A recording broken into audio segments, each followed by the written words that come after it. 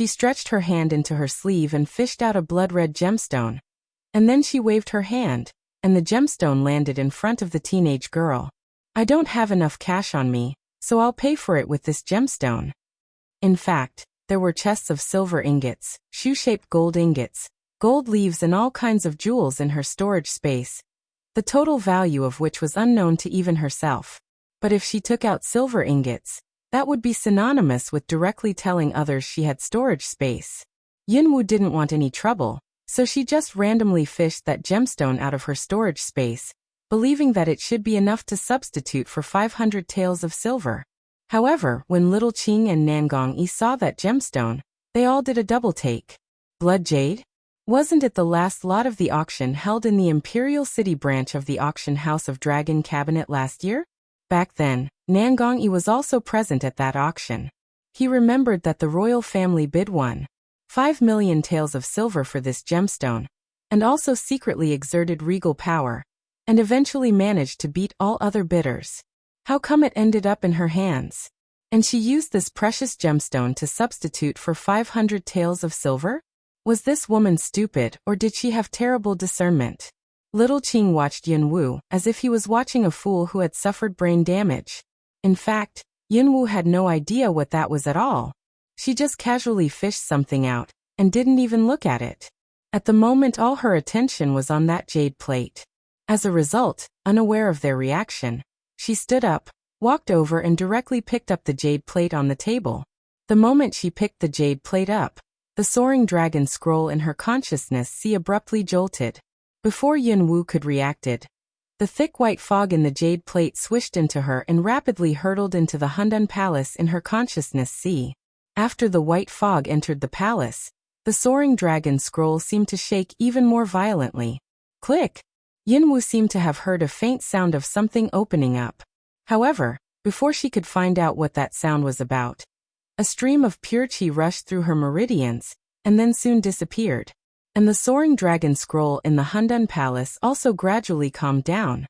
But to Yunwu's surprise, the mysterious totemic pattern on the soaring dragon scroll seemed to have noticeably expanded, as if the soaring dragon scroll had been incomplete before this happened. The white fog in the jade plate was also part of the soaring dragon scroll. And now, it had integrated with the soaring dragon scroll. You little girl. Where did you find another fragment of the soaring dragon scroll? Voice of the thick-bearded door god was heard in her mind. Another fragment of the soaring dragon scroll. On hearing this, Yunwu did a double take and then asked him in her mind. Thickbeard, you knew that the soaring dragon scroll was incomplete? It was quiet for a while in her mind. Then Thickbeard's voice came again. The soaring dragon scroll is a sacred scroll in which information about everything in the world is recorded. If it weren't for that the scroll was shattered during a battle, it would never have ended up in the mortal realm. But you girl not only got recognized by the soaring dragon scroll, but also could detect fragments of it. I don't know whether you're lucky or reckless. Upon hearing the thick-beard's mumbles in a seemingly resigned voice, Yunwu raised her eyebrows. A sacred scroll? This soaring dragon scroll also bore this title? It sounded pretty cool. After integrating the fragment with the scroll, Yunwu felt that a lot of information had been added to the soaring dragon scroll, which made her both surprised and delighted. Because this meant that she had more information about treasures and other things in this world at her disposal. Just like she had a treasure map, and all she had to do was find those treasures. Once she revived her body, the first thing she was going to do was collect all 12 pieces of the map of how to get to the Summoner Shrine. She needed power, huge power. Though for some inexplicably reason, she had already become a summoner, she was still being hunted, facing life-threatening danger every day. And the reason for all this was that she was not powerful enough to fight back against her enemies head-on. Thinking about this, Yunwu felt very uncomfortable. She, Yunwu, had never been a coward, neither in the last incarnation nor in this one. She clenched her fists. She was not powerful enough, so she would try to get more powerful. She had no armed forces, so she would build her armed forces by herself. Someday, she would be the most powerful person in the world. Competitive fire blazed intensely in her. In the wing, the female who had just brought the jade plate here had taken her leave. The man and his little attendant were watching her. Little Qing was somewhat stunned when he saw her clenched fists and the cold look in her eyes. What was she thinking about exactly? Why was her face so fierce? He knitted her little eyebrows. Outside, the auctioning of the second lot had begun. Master, stop looking at this stupid, ugly woman. Let's check out the second lot, Little Qing hurriedly said to his master. He always felt that his master was paying too much attention to this ugly woman, which she didn't really deserve. On hearing Little Qing's voice, Yinwu collected herself. This brat seemed to dislike her? He kept calling her ugly woman from the moment they met. But Yinwu was in a good mood, so she ignored him.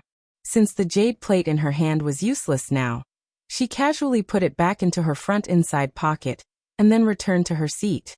This time, she became somewhat interested in the next lot. She wondered whether she would be lucky enough to find some other good stuff. Nangongyi slightly raised the corners of her mouth, watching her in amusement. It was not until a voice came from down below that he slowly moved his eyes onto the auction platform. The next lot is a first-rate coral snow Ganoderma, which is already 1,000 years old.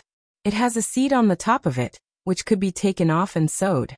After some careful nurturing, it might grow into a snow Ganoderma flower plant. The starting price for this first-rate 1,000-year-old coral snow Ganoderma is 10,000 taels of silver. Every bid should be no less than 1,000 taels of silver than the last one. This snow Ganoderma aroused a lot of people's interest. The moment the voice died away, someone raised their paddle. 11,000 taels of silver. 15,000. 20,000. Coral snow Ganoderma was a very precious medicinal material, which could improve people's constitution and enhance their spiritual power. If made into pills and then ingested by a kung fu practitioner, the efficacy would be even greater. Snow Ganoderma also had another efficacy, prolonging common people's lives. Besides, this is an 1,000-year-old snow Ganoderma, with a seed which might grow into an invaluable snow Ganoderma flower plant. It could boost the efficacy of drugs if mixed with medicinal materials when preparing drugs, which was extremely tempting for both druggists and senior pharmacists. Naturally, there were plenty of druggists present. Those in gray robes who raised their paddles and bid for the lot were all druggists. As for senior pharmacists, due to their high status, it was naturally impossible to see them sitting in the hall. If any senior pharmacists had come here this day, they probably were in boxes. However, nobody in boxes had bid so far. Currently, the highest bid was 55,000 taels of silver.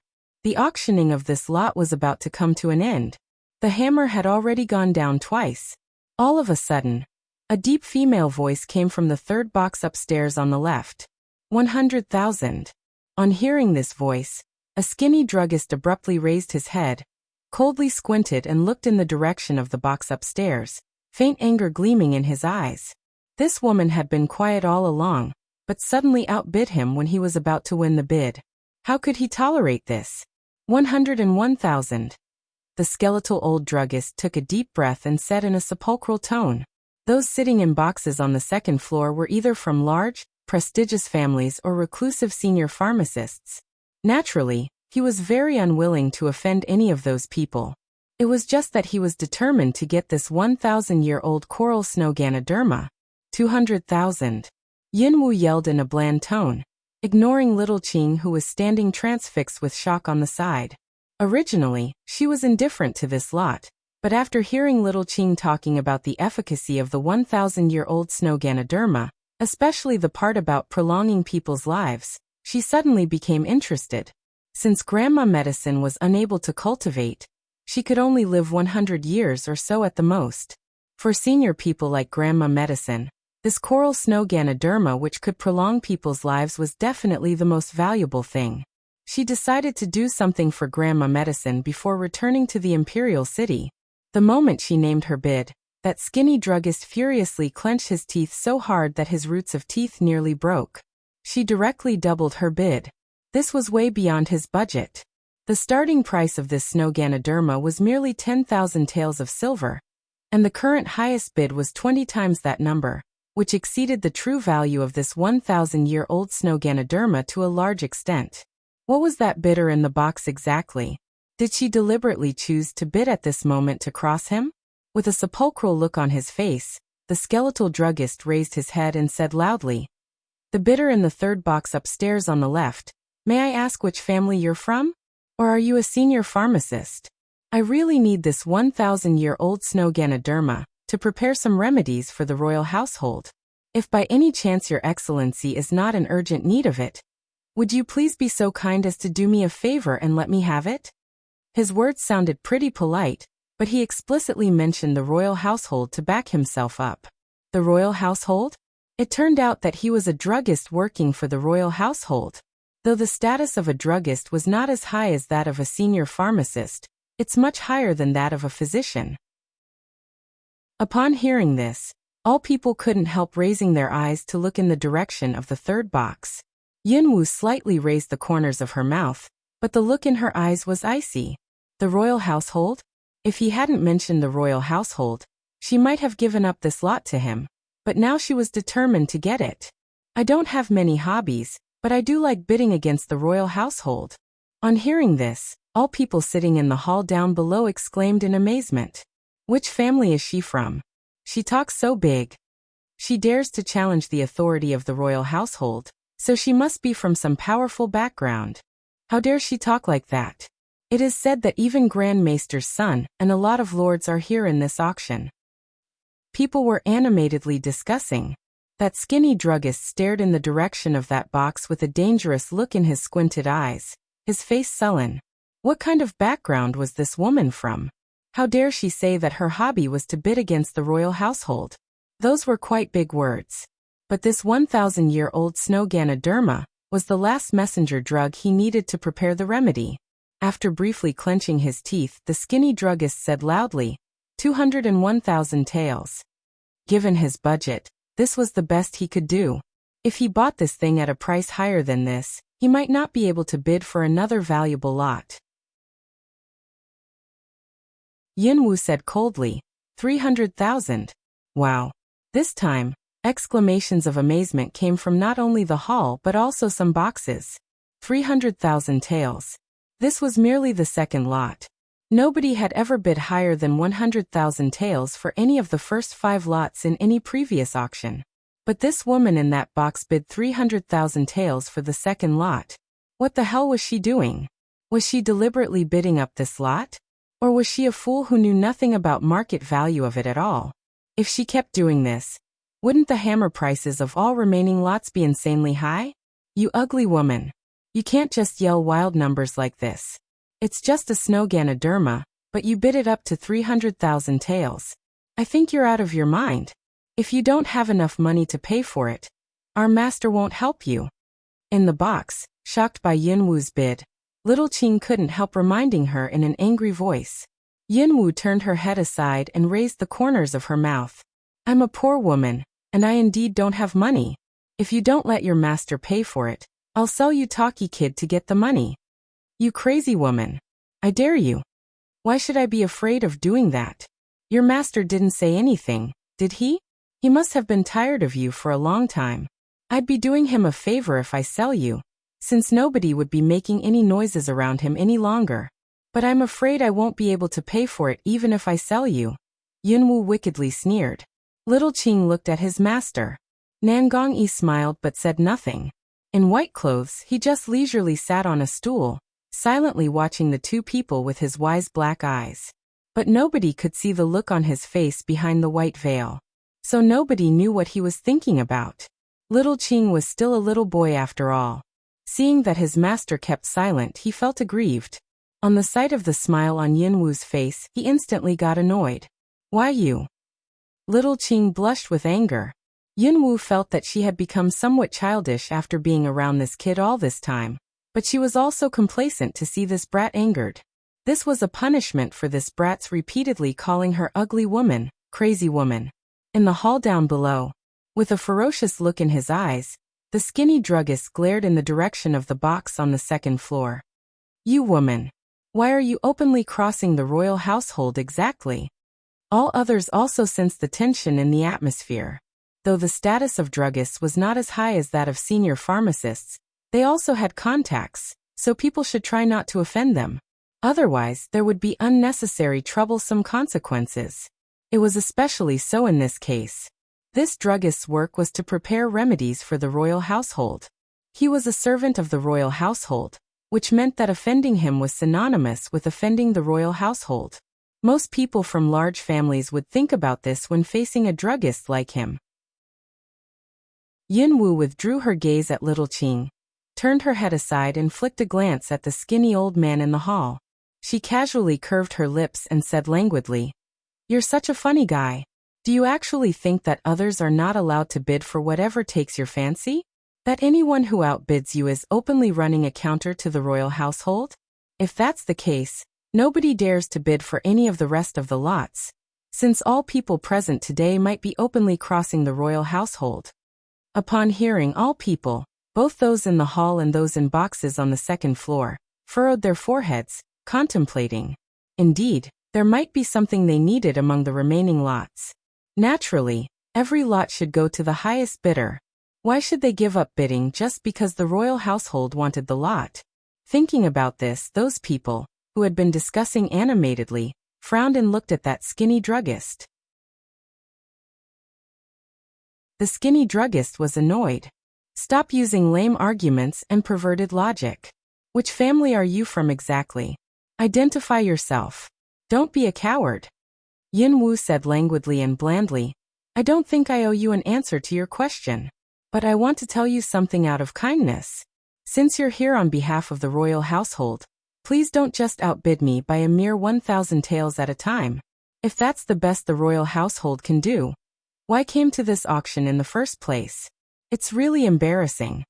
Her tongue is so sharp. Isn't she openly saying that the royal household was poor? Who is that woman in the box exactly? How dare she make such disrespectful remarks in front of so many people? In a luxurious box on the top floor, a man wearing a bizarre ghost-like mask across one side of his face was watching this scene down below. On hearing the deliberately lowered female voice, he slightly raised his eyebrows and looked in the direction of the third box on the second floor. Is it her? There was another man in the box. On hearing this, Coldness Wu glanced at the mysterious man in white, looking in the direction of the third box out of the corner of his eye. Her? Does young Master Long know that woman in the box? Young Master Wu, I think you're asking too many questions. A languid, low voice was heard. Coldness Wu gave a mild smile and nodded. Sorry, that's me being a busybody. May I ask what young Master Long thinks about my master's suggestion about cooperation between us? But the wickedly handsome man in white made no response to this question. However, a meaningful, mysterious look appeared in his black eyes behind the mask, making it difficult for others to conjecture about his thoughts. The skinny druggist's white face blushed scarlet with anger, and his body was shaking. How dare you defame the royal household like that? You're courting death. Soon you'll regret this. He clenched his teeth with an undisguisedly murderous look on his face. Yinwu giggled. Defame? What did I defame? But the ashamed and angry look on your face is really a rare scene. Be careful. Don't burst your blood vessels. You'll regret this. Eyes ablaze with anger, the skeletal druggist clenched his fists until the bones clicked. At last he managed to suppress his anger and slumped down in his seat. But the desire to kill was surging inside him.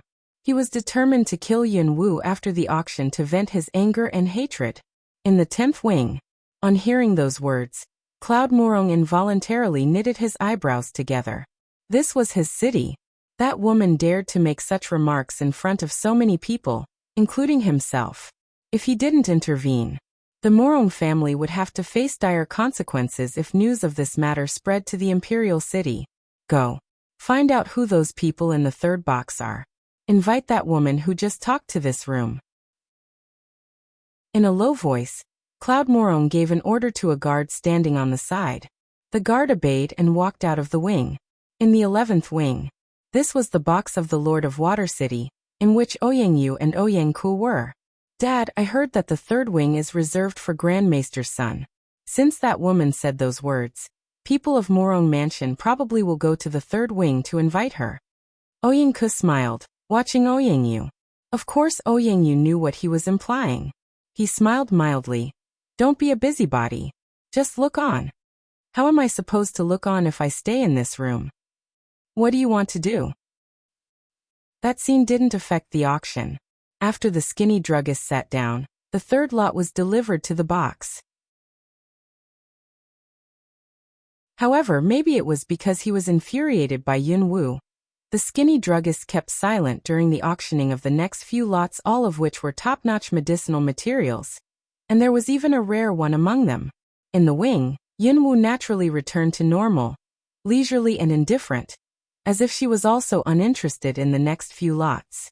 Nan Gongyi hadn't even given a glance at any of those lots. Instead, he was staring at her most of the time. Yun Wu was eager to roll eyes at him. She had disguised herself as a plain-looking, nondescript woman. Why is he still staring at me? Every gaze he gave her made feel uneasy. Knock. There was a knock at the door. She thought that it was someone who came here to deliver the 1,000-year-old snow Ganoderma. However, it was a guard who walked into the room. Who bid for the last lot? The lord of the city wants an audience with that person. The guard flicked a glance at Yun and said in a low voice after entering the room. The lord of which city, if I may ask? Little Qing looked at the guard and asked. The guard glimpsed at Little Qing, and the man wearing white clothes and a hat with white veil. He had made some inquiries and been told that this man was Grand Maester's son, Nan Gongyi. The lord of the city I'm talking about is the lord of Luo City. I'm following orders. Please pardon me, Master Nangong. After saying this, the guard walked towards Yun Wu.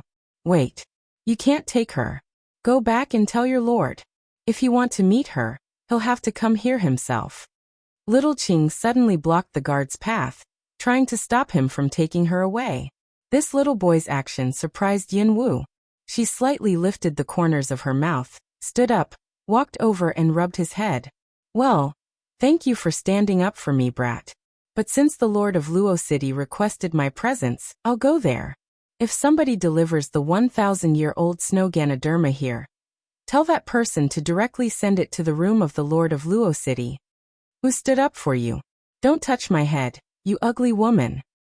Little Qing angrily pushed aside the hand of Yun Wu, who was patting him like patting a puppy. He just felt that though he didn't like this ugly woman, this was his master's room, and his master would lose face if he let the guard take her away. However, Yun Wu smiled and quickly walked out of the room. Master, isn't that ugly woman a fool? She had just made those disrespectful remarks when the lord of Luo City sent his men here. It's obviously not a good thing, but she still willingly went there like an idiot. What a moron. Watching Yun Wu's receding figure, Little Qing couldn't help looking at his master who had been silent all along. Why? Are you worried about her? Nan Gongyi said in a mild and elegant voice, a bland smile on his face. On hearing this, Little Qing nearly jumped up. Who would possibly worry about her? She's such an ugly woman, yet she dared to say that she would trade me for money. Who does she think she is? Humph. Who would worry about her? Humph. He snorted in annoyance 2 times in a row, which was a typical childish tantrum. Nan Gongyi couldn't help but curve his lips in a smile behind the veil. Your lordship, she's here. In the 10th wing, after leading her inside, the guard quickly walked up to Cloud Murong and whispered something into his ears. After entering the room, Yun Wu flicked a glimpse at him, and then rested her eyes on Grandma Medicine. Grandma Medicine, dressed in grosgrain clothes, was sitting on the side, looking like a noble, dignified, venerable mistress. However, judging by the light frown on her face, it seemed as if she wasn't very accustomed to this place. On hearing the identity of the occupier of the 3rd wing, Cloud Murong involuntarily frowned and looked at the nondescript woman in plain clothes.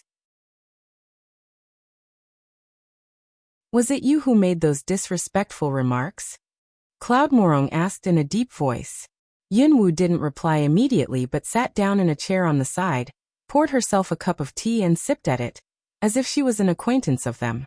Your lordship, did you summon me here to interrogate me? This time, Yun Wu didn't lower her voice. That languid, apathetic voice sounded very familiar to him. Cloud Murong didn't recall immediately, but Grandma Medicine's eyes lit up and shot at Yun Wu. However, when she saw that plain, strange face, she slightly furrowed her forehead. How come their voices are so much alike? But she's not her. At this moment, There was a knock at the door. Cloud Morong glimpsed at Yunwu with a frown, turned his head aside and looked in the direction of the person who had just walked inside. Your lordship, Master Nangong said that you won the bid for this 1,000-year-old snow Ganoderma. He asked me to send it here. The teenage girl carrying the snow Ganoderma said respectfully, put the snow Ganoderma on the table, and waited on the side. Apparently, she was waiting for him to pay 300,000 taels. Cloud Morong twisted his head aside and looked sideways at Yunwu. As if having just recalled this, Yunwu raised her head and looked at Cloud Morong smiling. Your lordship, I bid for this for Venerable Mistress Morong. I hate to bother you, but the price is 300,000 taels of silver. This remark instantly made Cloud Morong's face darken. She bid for this thing for his mother? 300,000 taels? Was this woman playing him? He had never said anything from start to finish, and he didn't even know her. She was with Nangong-yi. Was that Nangong-yi by any chance? It seems as if your lordship doesn't know that this 1,000-year-old snow Ganoderma can prolong people's lives. You begrudge paying mere 300,000 taels for your own mother? Yunwu lifted her eyebrows and looked at him. Surprisingly, for some unknown reason, Cloud Morong appeared a little guilty. In fact, he would never begrudge buying things for his mother. It was just that, like most other people, he was here for the last lot, which was usually the most precious. But this woman suddenly told him that she won the bid for this snow Ganoderma at 300,000 taels on his behalf, which was several times higher than the actual value of this snow Ganoderma. Wasn't she treating him as a sucker? Lady, don't think that you're eligible to make trouble out of nothing just because you're a friend of Grand Maester's son. Those words you just said were treasonable and heretical, and now, Cloud Morong said in a deep voice. Your lordship, even if I did anything displeasing to you, just pay the money first. Can't you see that the girl is still waiting?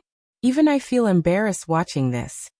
Yunwu said with a grin on her plain-looking face, but judging by her expression, she wasn't embarrassed at all. With a frown, Cloud Morong glimpsed at the teenage girl standing on the side, and then glanced at that unreasonable woman, feeling actually embarrassed.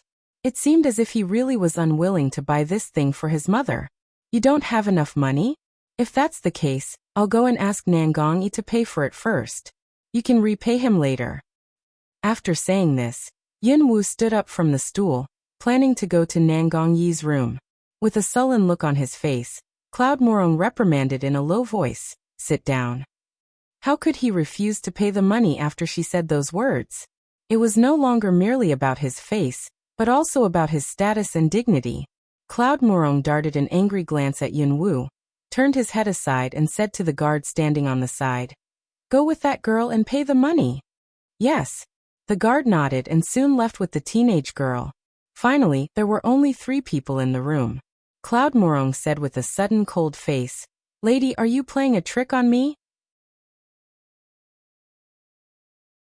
Yunwu lifted her eyebrows, as if she couldn't understand what he was talking about. Playing a trick on you? You're the lord of Luo City, and I'm just a vulnerable woman. How do I dare play a trick on you? But, your lordship, I heard that you found your natural mother. As her son, isn't this snow Ganoderma which could prolong her life the exact gift you should buy her? I did you a favor and you want to arrest me? A suspicious look instantly flashed across the bottom of Cloud Morong's eyes as he heard her tone of voice. He squinted his eyes, his gaze roaming over her. Gracefully standing there, Yunwu lifted the corners of her mouth with a bland smile, looked back at him and let him size her up. This feeling. After a while, Cloud Morong raised the corners of his mouth. The sullenness on his face gradually dissolved. There was even a ghost of smile on it. I never expected that you're so eloquent, which reminds me of my goddaughter. He seemed to be sounding her out. Yunwu lifted her eyebrows. You flattered me, your lordship. Surely I don't have the honor to bear any resemblance to your goddaughter. But this venerable mistress looks like my grandmother very much. He would be a fool if he still couldn't understand after she said this. It's really you. You brat. You've been away for so long, yet the moment we reunited, you gave me such a big gift. The sullenness and anger on Cloud Morong's face had been replaced by resignedness and affection. Naturally, Granny Medicine, who had been silently sitting on the side all along, also understood. Surprise and delight gleaming in her eyes, she stood up from the chair, and was just about to call her name when Cloud Morong said, "Mother, since this lady is Master Nangong's friend, surely we won't make things difficult for her." On hearing his words, Grandma Medicine immediately understood what he meant. Back then at Lian Village, all people saw that two grand assassins were hunting Yun Wu. Shortly afterwards, Cloud Morong mentioned that the two grand assassins went to Morong Mansion to look for Phoenix Wu. Though she had no idea who those people trying to find her were, she did know that Yun Wu was in danger, and should keep her true identity a secret for as long as possible. Grandma Medicine walked up to her, barely able to dissemble the excitement in her eyes. "Good girl, since you've come back, go to Morong Mansion and spend a few days with us. Yunner will give you a warm reception." Of course Yun Wu understood the undertone contained in her words, but she had no intention of seeking shelter in Cloud Morong's place.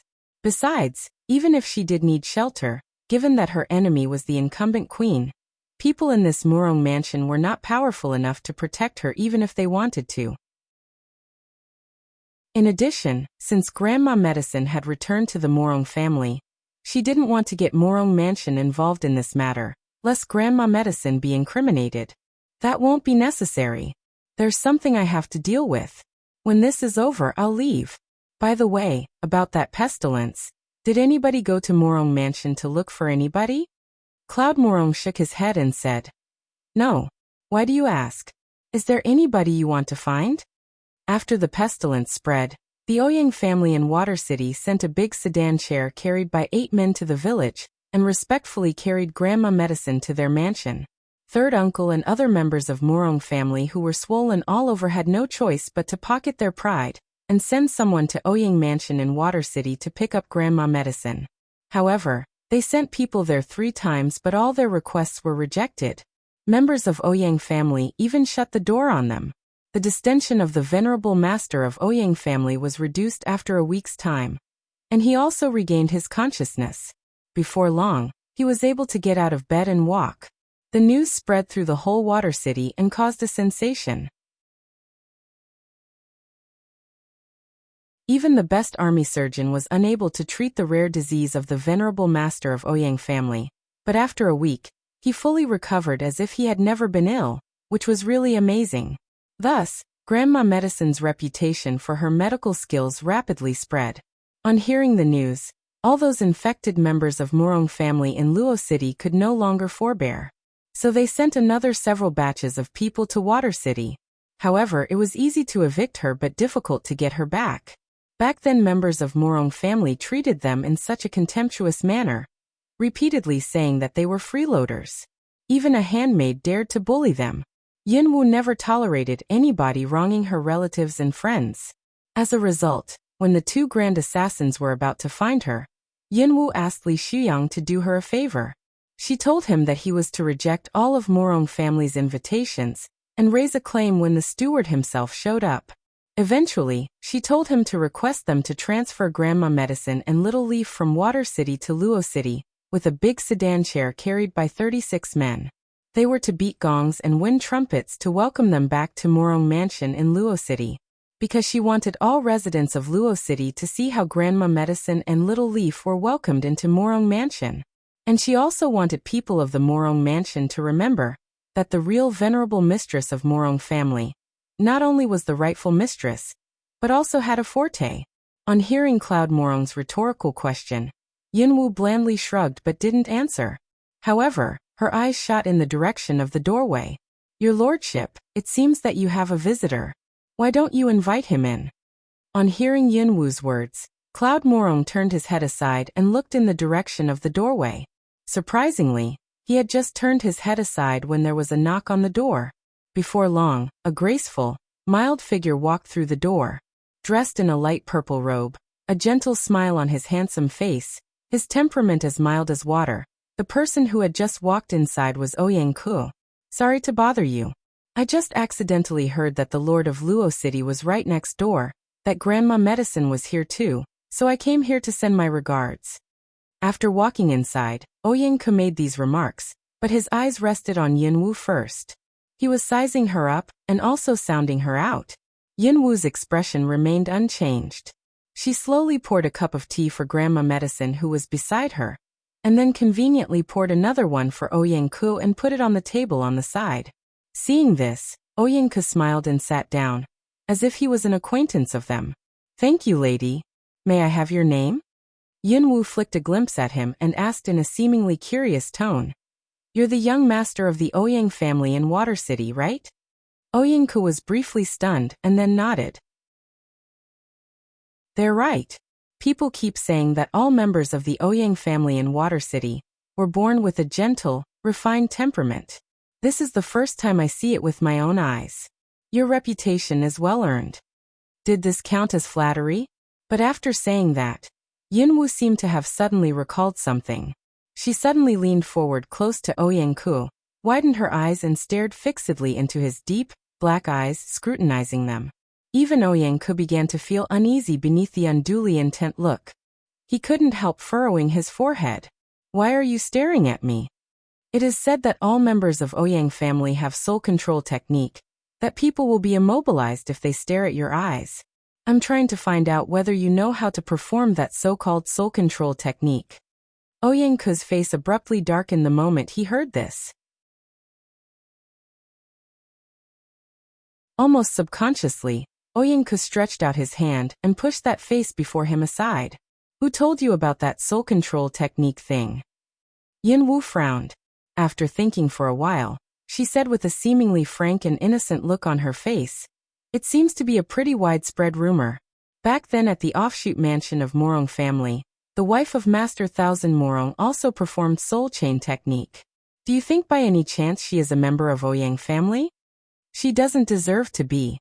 Ouyang-ku's eyes darkened. But soon he realized that he seemed to have overreacted. Instantly he regained his refined, mild manner. It was just that he was involuntarily giving off an air of coldness. Originally, Yinwu had merely planned to sound him out, trying to confirm whether the mind control technique was from the Ouyang family. Because back then when she performed soul chain, that fatty once said in surprise that she was related to the Ouyang family. And afterward she saw Thousand Morong's wife perform soul chain technique in the offshoot mansion of the Morong family. There seemed to be some kind of connection between this matter and the Ouyang family. Ouyang-ku watched her with a somewhat cold, sullen look in his eyes. "Lady, you seem to be unduly concerned with this issue. Do you know that soul control technique very well?" Yinwu put down the teacup, idly raised her eyes and glanced at him. "I once saw someone use it, so I'm curious about it. But since Master Ouyang doesn't want to talk about it, let's just drop this." Judging from his reaction, she had a shrewd idea of what was going on. She just asked a tentative question, but he reacted as if she touched a raw nerve, so there must be some particular connection between that mind control technique and the Ouyang family. She wouldn't be able to get any further information, so she might as well drop it. "Where did you see it?" Ouyang-ku stared at Yinwu with a deep look. "I already told you. In the offshoot mansion of Morong family, Master Thousand Morong's wife Luo Shanshan performed it. A lot of people saw it," Yinwu said casually. But Ouyang-ku's face darkened somewhat. Cloud Morong, who had been listening on the side, also briefly frowned. "Master Ku, the auction is still ongoing. Maybe it's time you went back to your own box, lest you miss any good stuff." Clearly he was asking him to leave. With a frown, Ouyang-ku stared at Yinwu for quite a while before standing up from his stool to politely say goodbye to Grandma Medicine. And then he turned around and left. "There's nobody you don't dare to mess with, is there? Where did you hear that the Ouyang family was related to soul control technique?" After Ouyang-ku left, Cloud Morong confirmed that there was nobody eavesdropping, and then looked at Yinwu with a frown and asked this question. "I already told you. Thousand Morong's wife, Luo Shanshan. But judging from your tone, you seem to know something about it." Yinwu raised her eyebrows and looked at him. Cloud Morong pulled a wry face. Luo Shanshan knew how to perform soul chain technique. Actually, all members of the Morong family had some soul control techniques, but it had nothing to do with the Ouyang family. In order to prevent her from going around to make inquiries, Cloud Morong said in a low voice, "I don't know much, but one of my elders told some tales about it, saying that it was not members of the current Ouyang family, but an ancestor of the Ouyang family's offshoot living 800 years ago, who knew how to perform soul control techniques. He said that it took that ancestor 10 years to create a special skill he called mind control technique, which is the soul control technique you just mentioned. There are two types of mind control techniques: mind control techniques and mind reading techniques, each of which has its respective cultivation method. As a result, their family members split into two sects to cultivate the techniques. The Ouyang family started cultivating mind control techniques, and the offshoot started cultivating mind reading techniques. However, mind control technique didn't bring the Ouyang family into prosperity. Instead, they nearly suffered an extinctive catastrophe, the cause of which was the Ouyang family itself. It turned out that members of the Ouyang family who cultivated mind control techniques obtained the capability of controlling people's mind, and those who cultivated mind-reading techniques gradually developed the capability of reading people's mind. People's mind is complicated, and everybody has their respective selfish motives, though they were family. At first, there were just some family quarrels, but as time passed by, those quarrels escalated into an internecine warfare. It is said to be the most gory internecine struggle in their family's history, with heavy casualties and bloodshed everywhere in their mansions. In his fury, their ancestor killed those family members who cultivated mind control techniques and caused this internecine struggle. Then he issued a family injunction, ordering that all members of Ouyang family must not cultivate mind control technique from then on. He even destroyed the secret manual of it in front of all family members. After hearing this, Yunwu was somewhat surprised. If the secret manual was destroyed 800 years ago, did it mean that the book on mind control technique in her storage space was a fake? As if he could tell that Yunwu was suspicious, Cloud Morong continued talking. Actually, back then most members of the large family were cultivating it, so some of them definitely recorded the cultivation method down. But even a complete manual of mind control technique could not have remained complete after hundreds of years, not to mention incomplete ones written by them. That soul chain technique Luo Shanshan cultivates is evolved from an entry-level skill of mind control technique. Yunwu asked curiously, given your account, though hundreds of years passed by, members of the Ouyang family should more or less have some skills of mind control technique. Cloud Morong shook his head and smiled. The ancestor of the Ouyang family reached the highest level of mind control technique, capable of both controlling and reading people's mind. When he issued that family injunction, he used his unique capability to destroy all family members' endowments for cultivating mind control technique. After that, among all subsequent generations of the Ouyang family, nobody has ever succeeded in cultivating mind control technique. And the name mind control technique became a taboo in the Ouyang family, which is why Ouyang Ku's face changed. The highest level?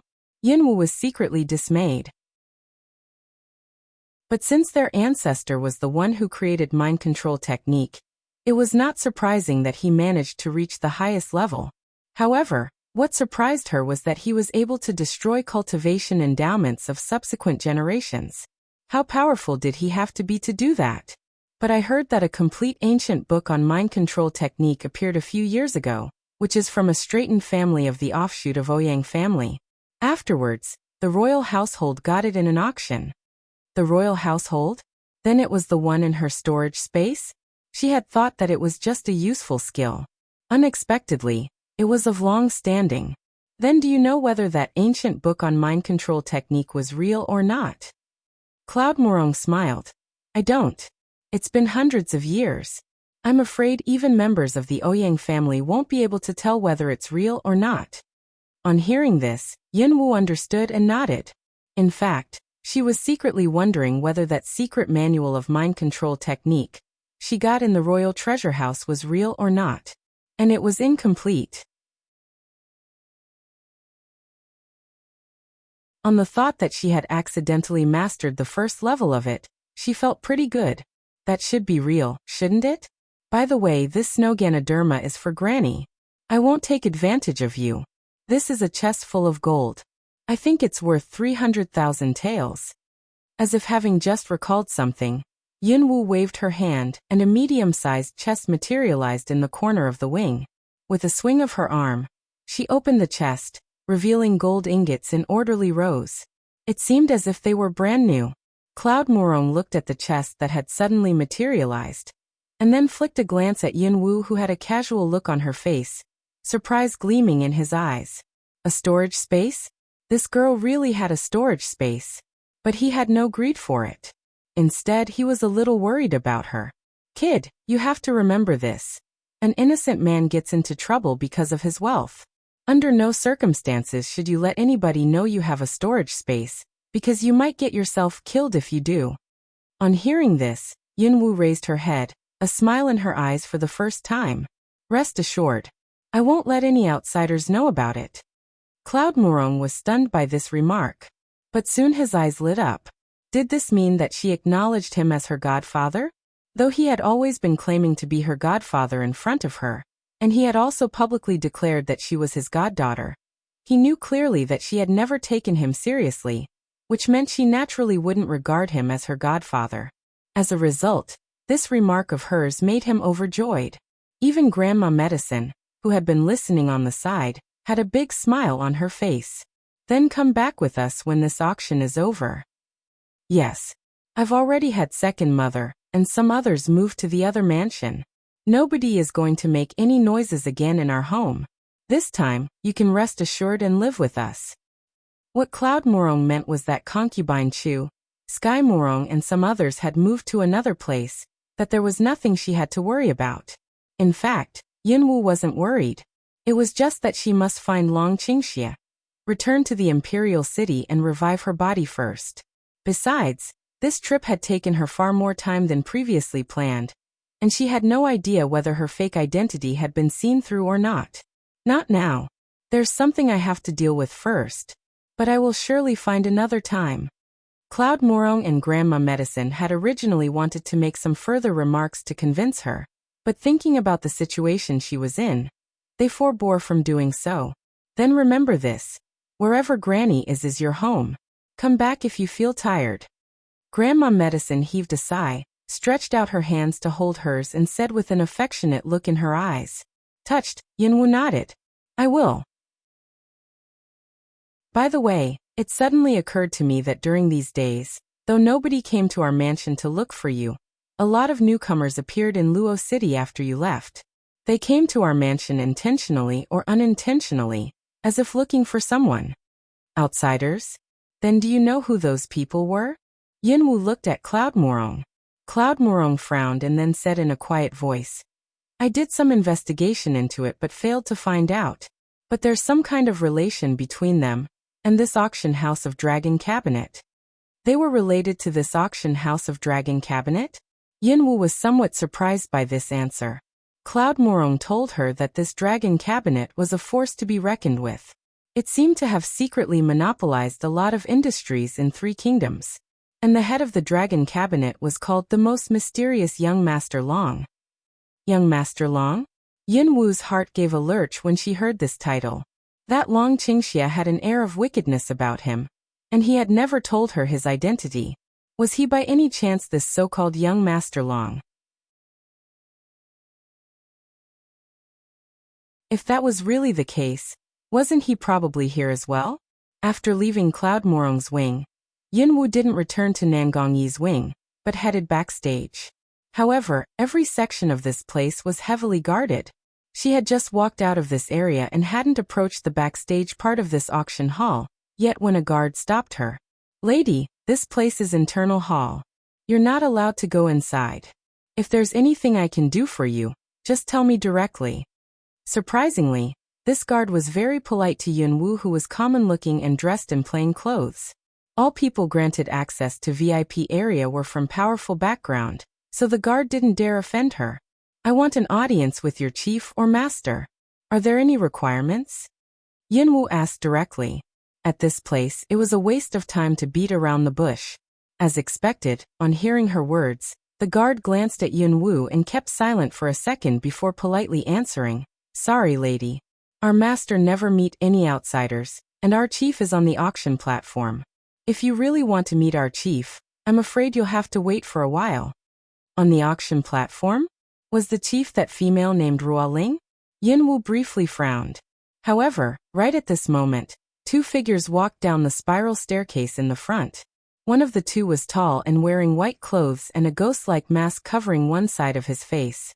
His flowing black hair tumbled in a cascade down his shoulders, cloaking him in a shroud of mystery and devilishness. When he saw Yunwu stopped by the guard, he noticeably paused.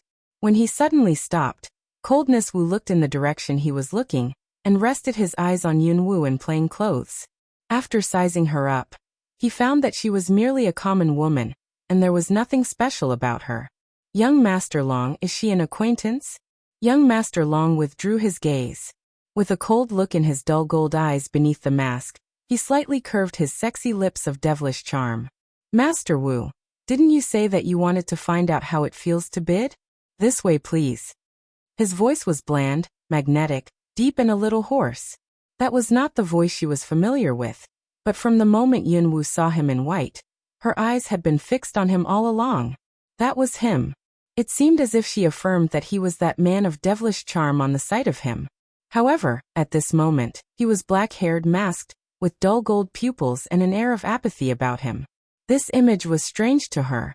On the sight of the two figures walking over, the two guards who stopped Yunwu bowed respectfully in unison, saying, Master, Master Wu. Hearing the two titles, Yunwu realized who he was. Young Master Long? He was really him. Yunwu watched him just like that. That young Master Long, with an air of iciness and strangeness about him, walked past her. It seemed as if he had never met her before. He didn't even look at her from the corners of his eyes. He really didn't recognize her? As she watched the two figures disappear at the end of the corridor, the look in Yunwu's black eyes grew deeper. Lady, if you'd like to meet our chief thank you. That won't be necessary. After saying this in a cold voice, Yunwu turned around and went back to the third box. In the wing, Nangong-yi was still sitting in that seat. The white veil concealed his looks but couldn't conceal his temperament of mildness, grace and purity. When Yunwu returned to the room, she faintly sensed that he raised his head and was looking at her with a mild smile. Is it done? There seemed to be several connotations in this remark. Yunwu flicked him a glance, making no reply. Little Qing, seeing Yunwu walking inside, sized her up.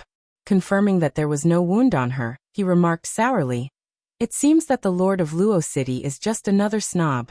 He must have known you are a friend of my master's, which was why he let you get away with that. Saying this, he slightly raised his head, seeming complacent.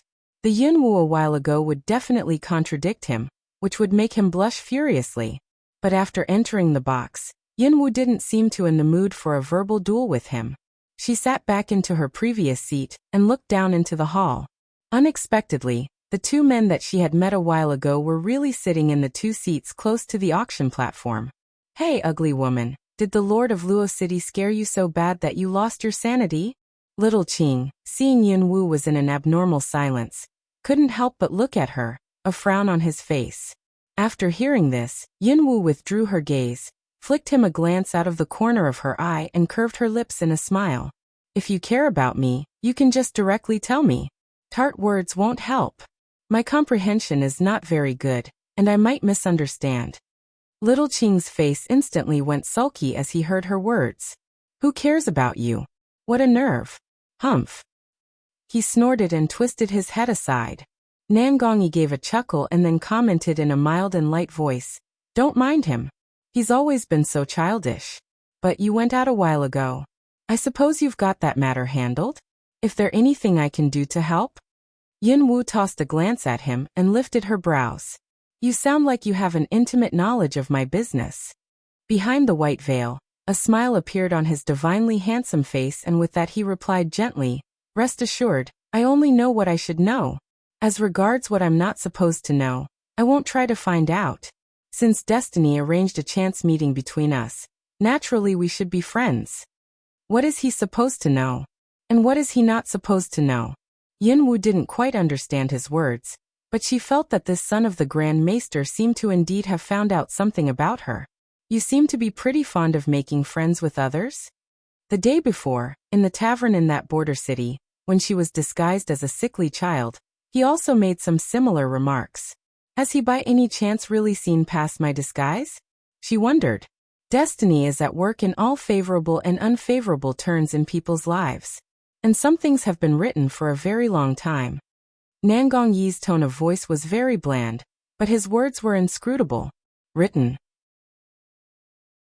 Yinwu glanced at the auction hall and lifted the corners of her mouth in a sneer. Pity I never believed predestination. I only believe that my destiny is in my own hands, not those of divine providence. Right at this moment. All right, the auction of the last 3 treasures will start soon, which will be presided by Child Wu. A tender yet clear voice came from the auction platform. As Ruoling's died away, Coldness Wu in a purple robe rose from his seat in the front row, gave a smile and then walked to the platform at a gentle, elegant pace. All people sitting in the hall were somewhat confused, wondering why they suddenly changed the auctioneer. However, when their eyes fell on Coldness Wu, a lot of them seemed to recognize him. Isn't that Counselor Wu serving the 7th prince? Yeah. Why is he on the platform acting as auctioneer of this auction of the Dragon Cabinet? Do you think there's some kind of relation between the 7th prince and the Dragon Cabinet? I mean, not everybody is eligible to stand on the auction platform of the Dragon Cabinet. Tell me about it. This is really big news. If His Highness really cooperates with the Dragon Cabinet, then in the future. Coldness Wu on the platform seemed to have some time ago anticipated that those people sitting in the hall would react this way. He didn't really care about those lowered voices of discussion. It could even be said that that was exactly what he wanted. He had originally intended to pay a visit to Murong family this time, but the moment he'd entered the city, he had been informed that this was the day for this action house of the Dragon Cabinet to open for business. What had been even more fortunate for him was that the moment he arrived at this place, he met young Master Long, the owner of the Dragon Cabinet. This talk between the two of them hadn't been very fruitful, but this young Master Long didn't seem to be totally against the proposal, and he had even agreed to let him go up onto the platform to act as an auctioneer. Even if this young Master Long was to reject the proposal, since he had made his appearance on this auction platform, rumors about the cooperation between the 7th Prince and the Dragon Cabinet would definitely still get abroad in a short time. In that case, His Highness should stand a better chance of being recalled to the imperial court. As long as His Highness returns to the capital city in an open and above-board fashion, things would be a lot easier, thought Coldness Wu. Ruo Ling, after a brief handover with him, left the auction platform. Master. Ruo Ling looked at the man sitting in a chair and made a deferential salutation to him. He was dressed entirely in white, half of his face covered in a mask, which made him seem both frosty and sinister. A man like this, though in disguise, was still oozing seemingly deadly charm. Ruo Ling sat down beside him and leaned forward, reaching out her hands to pour him a cup of tea. Master, this is Longjing tea, your favorite. Her voice was tinged with tenderness. Young Master Long raised his eyes to glance at her, gave a tap on the surface of the table with his long fingers, but didn't utter a word. Having been serving him for 10 years, Ruo Ling was fully aware of his habits. She put down the teacup, cast a disappointed look at him, and also made no more remarks. However, not a single detail of this scene escaped the notice of Yin Wu in the 3rd box on the 2nd floor. She slightly knitted her thin eyebrows. It seems that that man has a lot of good fortune in love affairs. However, somehow, she inexplicably felt a brief twinge of jealousy. That man had glibly professed his feelings for her and promised to marry her, but never once had he mentioned anything to her about his family background. She was even unaware of anything about him except for his name. It turns out that behind this shroud of mystery about him hid such a beautiful woman. I thought that I'd learned my lesson after the betrayal in my last incarnation, but now. It's true what they say that crows are black the world over. And it's even truer that men are untrustworthy. Coldness glinted in Yun Wu's eyes as a sneer appeared at the corners of her mouth. Maybe even she herself was unaware that, surprisingly, her heart, which she believed to have long ago been hardened to romantic relationship, was filled with mixed feelings as she saw there was another woman beside that man. You know that man down there? At this time, a gentle and cultivated voice softly came. Yunwu immediately dismissed those negative feelings from her heart. She slightly curved her rosy lips and replied with a faint smile. I'm just an ordinary woman. Who else could I possibly have acquaintance with in a place like this apart from you, son of the Grand Maester? Nangongyi quietly looked at her. After quite a while, a chuckle seemed to escape his lips. Yunwu flintily threw him a glance and queried, What's so funny? Little Qing also confusedly looked at his young master. Nothing. I just suddenly feel that you are quite cute. Nangongyi's mild and cultured voice had just died away when little Qing almost failed to keep from bursting into wild laughter. Yunwu, drinking tea, also nearly spurted out the tea in her mouth. Cute? This was possibly the first time that Yunwu had ever heard anybody use this word on her during her last incarnation, as well as this one. Moreover, how could he describe her as cute when she had disguised herself as a nondescript girl? There's definitely something wrong with his eyes. Yunwu, who couldn't be bothered to argue with him, gave him a dirty look and then rested her eyes on the auction platform down below. As a result, she failed to notice the earnestness and amusement gleaming in Nangongyi's wise bright eyes behind the white veil. Maybe nobody would ever know how he felt when his eyes were on her, because there was no disguise, no matter how good it was, that he couldn't see through with his eyes. Right at this moment, the atmosphere in the auction hall became somewhat tense. There were even signs of activity in boxes of those noble families. It was noteworthy that after this round, the 3 lots left were no doubt all rare treasures. The last 3 lots to be auctioned next are the most precious treasures of this auction house, and I'll be an acting auctioneer hosting the auction of them. Coldness Wu made these remarks in a quite professional manner. The Wu family also owned some auction houses. As a young master of this family, though having been away from home for many years, he could perform the duty of an auctioneer with the greatest of ease. The first one is a bottle of saliva of a 1,000-year-old phoenix. The mild voice of Coldness Wu was heard distinctly by everybody present. Only when a phoenix lays eggs when its salivary gland secretes this kind of bodily fluid, a condensation of its vital essence. It has a super high level of toxicity, but the toxic substance in it is extractable and can be used to prepare the most potent poison. Most importantly, saliva of a 1,000-year-old phoenix can be refined and made into phoenix saliva pellet, which detoxifies any poison and possesses magic curative properties as well. Coldness Wu removed the piece of red cloth on the tray, revealing a transparent phial containing saliva of phoenix.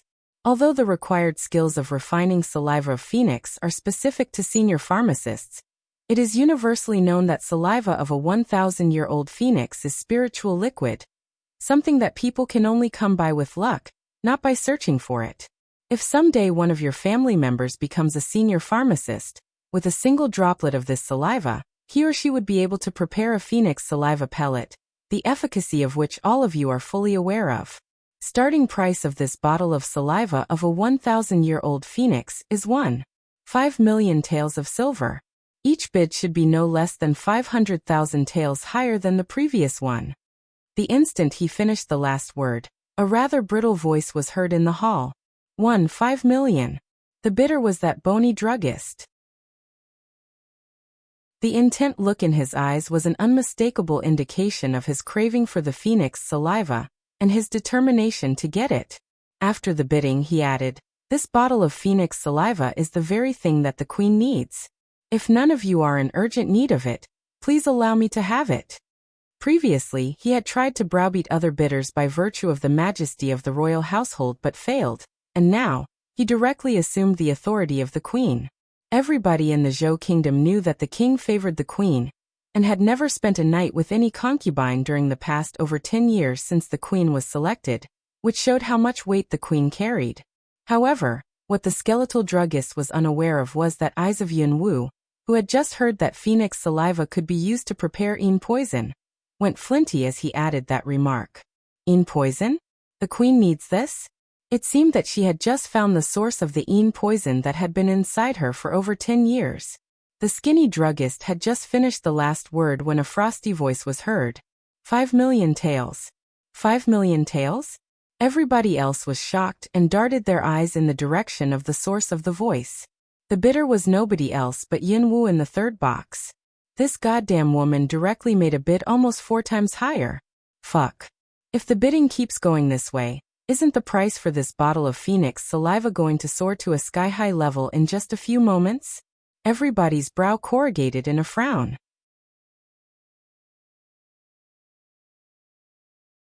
The skinny druggist's face instantly went sepulchral, and his angry eyes darted towards the third box on the second floor. However, at this time, an old voice came from a wing room on the other side. 5 million taels. There was no other bids after that. People beginning to think that that woman had decided to quit bidding after realizing the overwhelming odds against her. However, right after that bony druggist made a bid of 6 million taels of silver, Yin Wu's cold voice came once again. 8 million. Yin Wu didn't really have a clear idea of how much money that was. Those treasures in her storage space were from the royal palace anyway, and she could always pay another visit to it after she spent all of them. She had heard that there were 12 treasure houses in the royal palace. With the resources of the royal household, the queen had built an assassin organization called the Dragon Clan, members of which had been hotly pursuing Yin Wu with the intention to kill her. The queen had also been using poison on her for over 10 years. As a result, Yin Wu believed she might as well steal the money and squander it. In fact, there was Phoenix saliva right inside her storage space, and she didn't need this bottle of Phoenix saliva at all. But the more the queen wanted this thing, the harder she would try to make sure the queen didn't get it. Through clenched teeth, the skeletal druggist made another bid. 9 million. 10. Her bland voice sounded so languid. On hearing this, the skinny druggist was almost reduced to vomiting blood with fury. His murderous eyes widened, glaring at number 3 box. She's working against me. He had originally expected that he would definitely be able to get this bottle of Phoenix saliva with 7 or 8 million taels at the most, but after Yin Wu made this bid, the price of it had exceeded his budget. Miss, may I ask why on earth are you so insistent on making things difficult for me? The skinny druggist glared at number 3 box. Probably anybody in the hall could tell that there was thinly disguised murderousness mixed with rage in his eyes. Yin Wu gave a languid smile and replied casually, "Like I said, bidding against the royal household is my only hobby." On hearing this, people in the hall complained under their breath, "You guys may bid against each other all you want, but why did you instantly hike up the price to 10 million? There are another 2 treasures to be auctioned. You are messing around with the market price." Fortunately, in this kind of atmosphere, that somewhat old voice that had made a bid a while ago came from the wing room next door once again. 5 million. After hearing this, Yin Wu in her box had no intention to make another bid. That bony druggist, a scarlet blush on his cheeks and neck, fists clenched, fixed number 3 box with a glare, the look in his eyes heavy with murderousness. "You'll regret this." Having no other choice, the druggist slumped down in his seat after making this remark of bluster through gritted teeth. He had only brought 10,000 taels. Originally, he had been absolutely positive that with the status of the royal household and the influence of the queen, he would be able to get the bottle of saliva of a 1,000-year-old phoenix at a price no higher than 5 million. But unexpectedly, because of the woman in that wing room, all his bids for lots that took his fancy had failed. He found it impossible to swallow all this.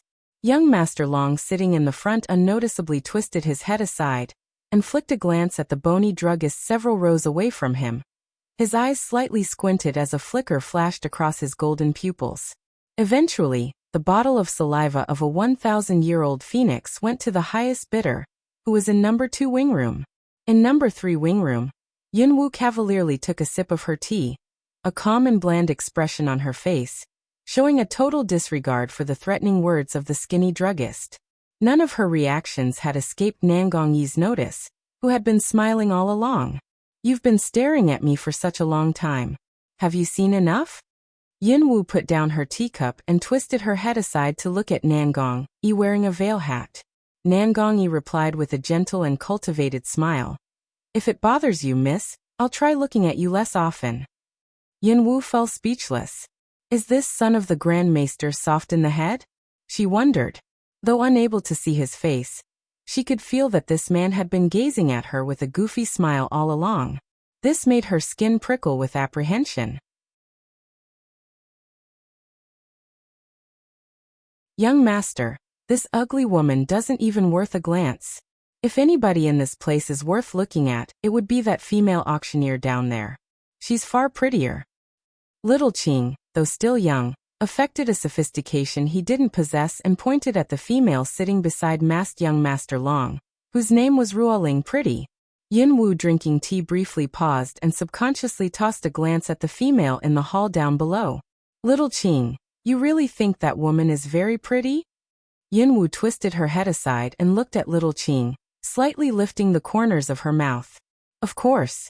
Any man with eyes would regard her as a beauty. You may ask my young master if you don't believe me, replied Little Qing earnestly. Yin Wu didn't ask Nangong Yi, for she didn't really need anybody to tell her the answer. With a somewhat flinty expression in her eyes, she quietly threw another downward glance at the man sitting in the hall, who dressed entirely in white and was wearing a mask, and who so far had never once turned his head around. She's indeed pretty good-looking. Do all men like young beautiful women? Yin Wu seemed to be talking to herself, but also seemed to be asking someone, in her last incarnation, to rescue the man for whom she had been willing to sacrifice everything. She had lost half of her face in an explosion. That man had repeatedly assured her that he didn't mind, but in the end, he'd still betrayed her. Exactly what do promises and vows mean to a man? She wondered. Nangongyi didn't answer, but a hint of sympathy faintly gleamed in his eyes as he watched hers. Little Qing, a young boy who had always been straightforward, remarked with bluntness typical of children, certainly. All men like beautiful women. But given your appearance and your unpleasant way of speaking, I'm quite sure no man will like you. After hearing this, Yin Wu curled up the corner of her mouth, but the smile on her face was faint, and she made no reply. She picked up her teacup, slowly took another sip of tea, and that languid, bland expression reappeared on her face. Her mien made her seem somewhat impenetrable. After staring at her for quite a while, Little Qing furrowed his brow. He wanted to tell her that actually she wasn't really that repulsive, but eventually, feeling too embarrassed to do that, he didn't say anything. Afterwards, the last lot of this auction sale, which was the most precious, went to the one with an old voice in number 2 wing room, who made the winning bid of 38 million. Since that skinny druggist didn't bid for that lot, and Yin Wu was uninterested in it, so she stayed out of the bidding. Nangongyi looked at Yin Wu, who was still sitting on the chair, and asked in a gentle and cultivated manner, "We're going back to the capital city. Would you like to come along, miss? If you're going our way, of course." Yin Wu put down her teacup, raised her eyes and glanced at him. After a few moments' silence, she responded with a bland smile. "I have something to attend to. You may leave first, child Nangong." Nangongyi cast a look at her, curled up the corners of his mouth and inclined his head. "Take care of yourself, Mississippi." As his gentle voice died away, he turned around and left with Little Qing. His flying white veil and fluttering hemlines made a beautiful scene of his receding figure. To be honest, this Nangongyi guy seems gentle, elegant and poised, but many of his remarks were quite inscrutable. Did he really see through my disguise? Yin Wu wouldn't get the answer to this question anytime soon, but she was fully aware of what she should do next. She rose to her feet, and with a flicker of her figure turned into a rapid blur of movement, and disappeared from the wing room almost in the blink of an eye. In the back hall of the auction house, all guards and staff members were instructed to leave. Coldness Wu was just about to say his farewells to young Master Long sitting in the host's seat, planning to return and report to the 7th prince.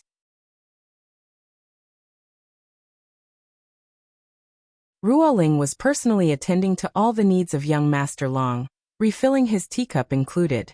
Anyone with a discerning eye could tell that that girl named Ruoling had feelings for that man people called young Master Long. You are in the enviable position of having such a beautiful and competent assistant as Ruoling. I promise I'll tell the 7th prince your needs after returning. Young Master Long hopefully will reach an agreement of cooperation the next time we meet. Now I'll leave you to your business. See you around." Before Coldness Wu's voice died away, a gust of wind blew by. "Who is it?" Coldness Wu's face instantly went vigilant, and he abruptly mobilized his Tier 7 fighting spirit. Ruoling immediately reacted. She whipped out the soft sword wrapped around her waist and unhesitatingly launched an attack on the person who had suddenly come at young Master Long.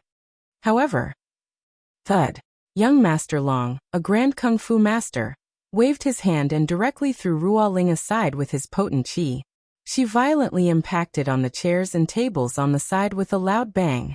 Ruo Ling was blindsided by this sudden change. And even Coldness Wu, who was about to make his move to help, was dumbfounded. Young Master Long, facing the frontal stab, sinisterly curled up the corner of his tightly closed mouth.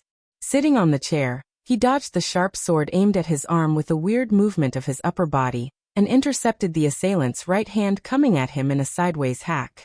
It's been such a long time since we last met. Yet you want to kill your husband-to-be on sight. His low, deep magnetic voice softly came, which could only be heard by the two of them. On hearing this, Yin Wu curled up the corner of her mouth. It seems that you still remember, but... A flicker of flintiness crossed the depths of her eyes.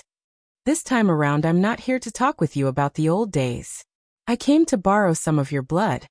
The next second after she finished the last word, the dagger in her left hand flashed across his elbow like greased lightning. But the dagger missed its target.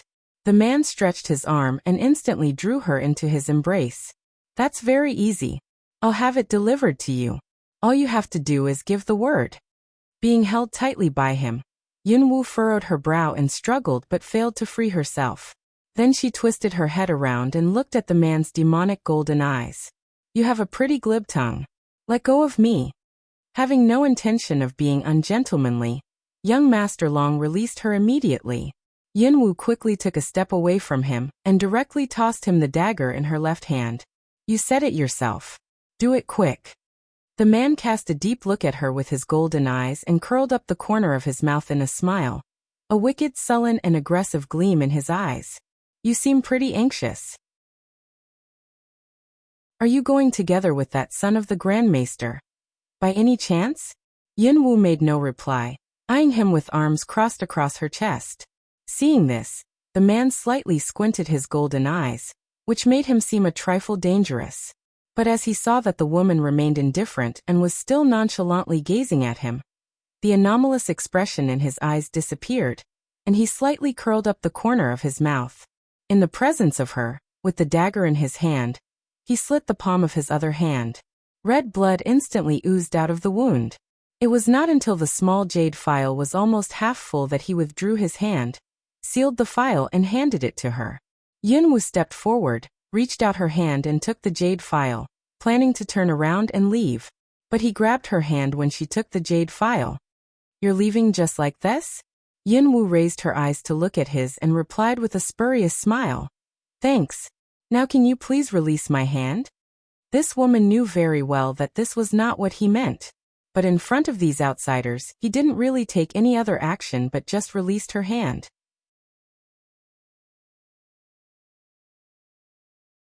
Wait for me outside. I'll go and find you after everything's handled. A low voice came into her ears. Yin Wu glanced at him, turned around and walked towards the outside without making a response. However, as she turned around, her eyes met those of Ruo Ling, who had just picked herself up and had a mixed expression and a frown on her face. It's you. The moment Ruo Ling saw Yin Wu's face, she instantly recognized her. She's the woman who was stopped by guards at the doorway of this auction house previously.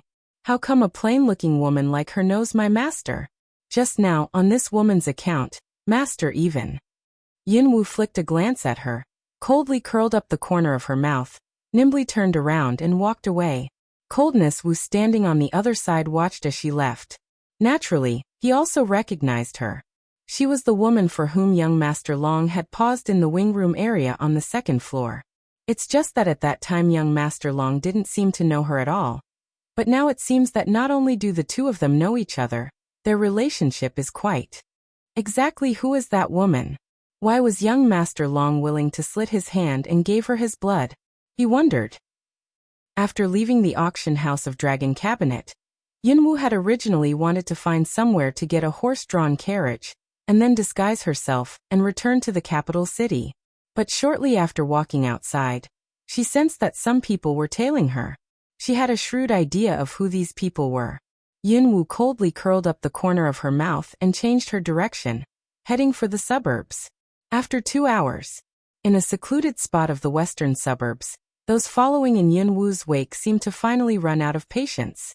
5 tough hombres rapidly rushed forward and surrounded her. You goddamn woman are pretty good at anti-tracking. You think you can get rid of us with those winding streets? We are local gangsters in this city. It's so foolish of you to try to best us with this trick. That's enough. Cut the nonsense. Lord Lu said he didn't want her captured. He wants her dead. Let's do it. The 5 fierce husky men immediately whipped out their sabers and closed in on Yunwu. You woman, be smart and surrender yourself, and we'll give you a painless death. Otherwise, we may have to take your mangled body back to report on the fulfillment of our duty, remarked one of the strong men in a gruff voice. This guy's pretty cocky. Yunwu watched the 5 tough hombres gaining ground on her step by step. There was no fear in her eyes. Instead, a flicker of somewhat icy look crossed them. If it's your boss Lord Lu, who wants me dead, why is he not here? Another strong man gave a sneer and replied contemptuously. Because it's totally unnecessary for Lord Lu to come here personally. You are just a woman. Even we won't be able to have enough fun before you die. Tell me about it. I can't believe they sent 5 of us here to kill you. It's like using a sledgehammer to crack a nut. All 5 of them eyed Yunwu with ill-concealed scorn. Is that so? Indeed, it's like using a sledgehammer to crack a nut, responded Yunwu, curling up the corner of her mouth. However, by sledgehammer, she was referring to not them but herself. Though all these 5 men were of a stocky and imposing build, they were merely warriors at around tier 3. It's pretty sensible of you to know that you're far from a match for us. Because of this, I'm going to make it quick and painless for you. Immediately after finishing the last word, one of the tough hombres enveloped himself in tier 3 fighting spirit, and slashed squarely at Yunwu with his saber. Such was the ferocity of the blow that it threatened to have the target.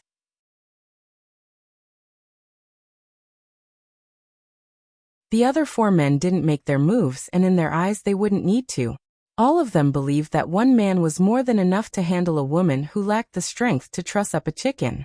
However, the next second, the 4 of them were stunned. As brooding gleam flashed across eyes of the 4 of them, blood was spattered all around. The man was still holding his saber in a posture of giving a downward slash. But his head left his neck and thudded to the ground, and with that blood spewed from the wound in all directions and splattered across the front of the clothes of the 2 men on the side. What's going on? The 4 men still hadn't realized what had just happened. Even the victim was unaware at the instant when his head parted from his neck. That speed was very fast, so fast that people couldn't quite believe its existence. You did that. The strong-built man on the right side, eyes full of rage, glared at Yunwu, who seemed to haven't even moved an inch. Because of his position, he happened to have seen all her movements. It was just that he was somewhat dismayed and also a trifle afraid, because he saw her movements but failed to distinguish her weapon. This woman didn't even use her fighting spirit just now, and they couldn't discern which level she was at. This was the most alarming part. Yunwu leisurely lifted her eyebrows and said with a smile, since he wanted to make it quick, the death I gave him was the quickest. He didn't even have the time to feel any pain before dying. It's a pretty good choice. He chose it. What about you? Which one will you choose? These words were very arrogant but also heavy with bloodthirstiness.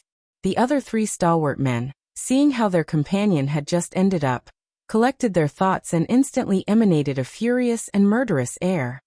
How dare you kill our companion? You are dead meat. Eyes rounded with rage, the 3 men immediately wielded their sabers and rapidly launched an attack on Yunwu from 3 different directions. But all their blows hit nothing and there was no sound of blades cutting into flesh. As the 3 of them saw that the figure they just slashed at twisted and vanished from view, a flicker of astonishment crossed the depths of their eyes. A blur of movement? That's a blur of movement? That woman looks every inch a common person, and there's no signs of fighting spirit of any form on her. How is it possible that? Having never sensed any undulation of powers from Yunwu had been the very reason why the 5 of them had believed that she was a woman who didn't even have enough strength to truss up a chicken. Since you have such a strong death wish, I'll do you a favor. An icy voice softly came into ears of the three of them. The three of them furrowed their brows and almost subconsciously turned leftward at the same time and gave a slash. With a change of his countenance, the man who was the only one that had been watching on the side yelled, "Stop!" But the saber of one of them had hit his companion's back. "Fuck! Why did you hack me?" But before the pained shout of the man died away, a fountain of blood spewed out of his throat. At this moment, the other three finally discerned what her so-called weapon was. It was a flake of transparent crystal. That flask had been among the pile of shiny female knickknacks that a vendor had been selling on a street that they had walked through not long ago. The five of them had seen Yinwu picking for a while, but hadn't paid any special attention. But she had killed two of their companions with a small flake like that? Without using any fighting spirit, she had separated a man's head from his neck and killed two men in just a few moments.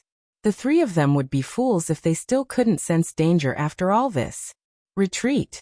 Immediately after one of them gave an order in a gruff voice, the three of them immediately turned around to make their escape.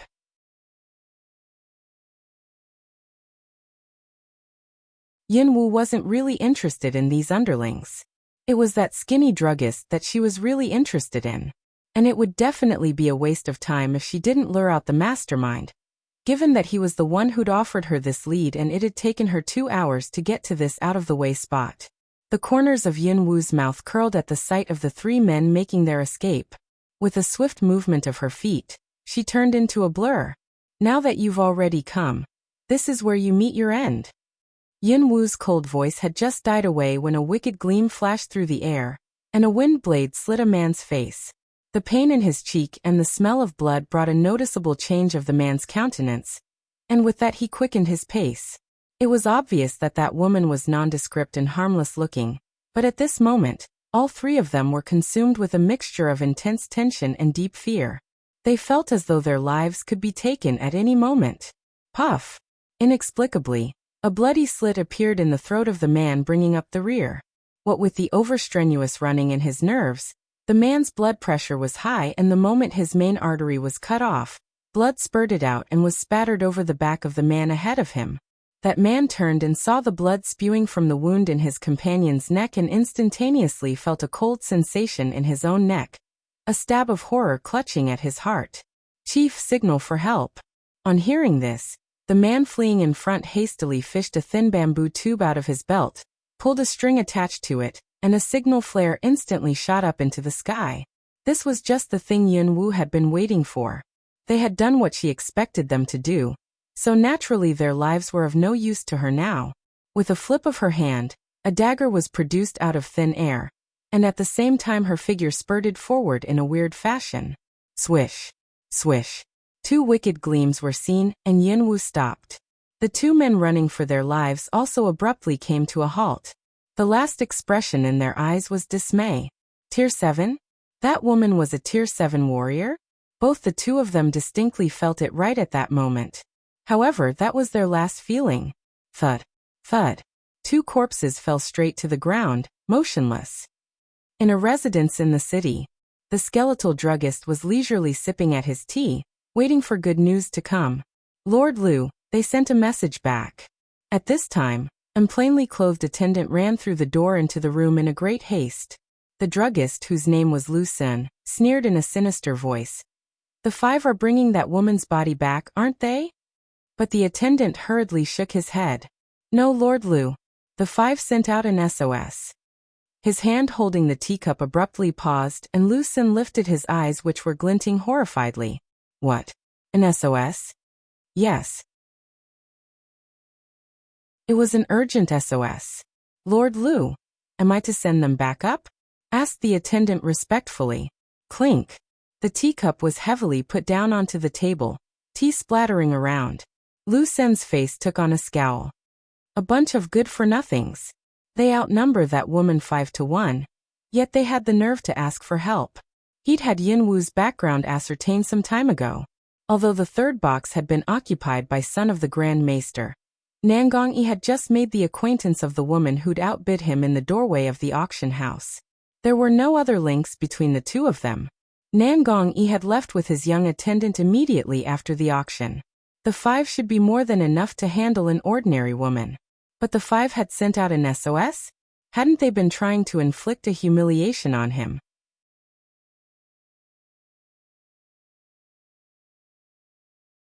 Go and summon every man we've got. I'm going there personally to find out how tough that woman is exactly. However, when Lu Sun, along with a large group of his subordinates, reached the spot in the suburb where the SOS had been sent, nobody was there to be seen. Where is she? Lu Sun's sinister eyes glanced around the place. It was a remote backwater covered with wild grass. There were woods and slopes, and the terrain was rather rugged. A guard beside him said, "Lord Lu, this is indeed the area where the SOS was sent. How about you stay here and have some rest and I take some men and search this place? Maybe we could find some traces." After saying this, Lu Sun waved his hand and uttered, in agreement. Before long, all his subordinates fanned out to conduct a search except for 2 kung fu experts. The large group of men had just left when a half-chuckle suddenly came from somewhere. "I was wondering who Lord Lu is, and now it turns out to be you, a stingy lackey of the royal household. Who's talking? Stop hiding and show yourself." The 2 guards beside Lu Sun, both of whom were warriors in late stage of Tier 6, abruptly mobilized their fighting spirit. "Aren't I right here?" A voice chuckled. They twisted their heads aside, and saw that Yin Wu was leisurely sitting on a boulder not far away to their left, a green bristlegrass clenched between her teeth.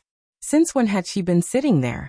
They were positive that just now there hadn't been anybody on the boulder, and they hadn't felt anybody's chi approach either. How had she? The 2 guards were instantly tensed up, each of them taking a step forward to put Lu Sun behind them under their protection. However, Lu Sun, at the sight of Yin Wu, recalled what had happened during the auction earlier this day, his face momentarily going sepulchral. "So it was you that was working against me all the time in the auction?" Yin Wu swiveled her head aside, her eyes glinting coldly. "You tell me." Clenching his teeth in fury, Lu Sun ordered menacingly, "What are you 2 standing there for? Bring me her head immediately. I'll hack her to pieces." Though not a senior pharmacist, he was a royal druggist designated to prepare drugs for the queen. He was always respected and hardly anybody dared mess with him. But this woman had not only humiliated and enraged him, but also outbid him for all the lots he wanted.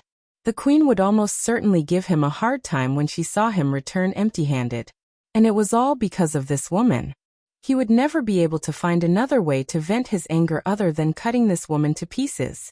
As he gave the order, his 2 guards immediately started emanating a murderous air. The sound of blades rubbing against sheaths was heard. The 2 guards whipped out their sabers at the same time and, with a wicked gleam, both ferociously swung their weapons at Yin Wu. Their attack was utterly ruthless. Both of them were warriors in late stage of Tier 6, and either of these 2 slashes was powerful enough to have Yin Wu in a flash. An icy expression flitted across the depths of Yin Wu's eyes. They wanted to cut her to pieces, and she also intended to take their lives, but if she fought them at this place, the noises would attract the attention of the large group of their helpers and she'd be in big trouble. Yin Wu suddenly recalled a suitable place, the corners of her mouth curling. The next second, with a flicker of her figure, she sidestepped their attack like a swift snake. The 2 guards' sabers hit the boulder, instantaneously split it into several blocks. "You outnumber me 2 to 1. Shame on you. I'm not fighting this unfair fight." The moment she finished the last word, Yin Wu spun around and rushed forward, as though fleeing. "You good-for-nothings couldn't even handle a woman. What are you standing there for? Go get her," bellowed Lu Sun, glaring at Yin Wu's receding back, teeth gritted.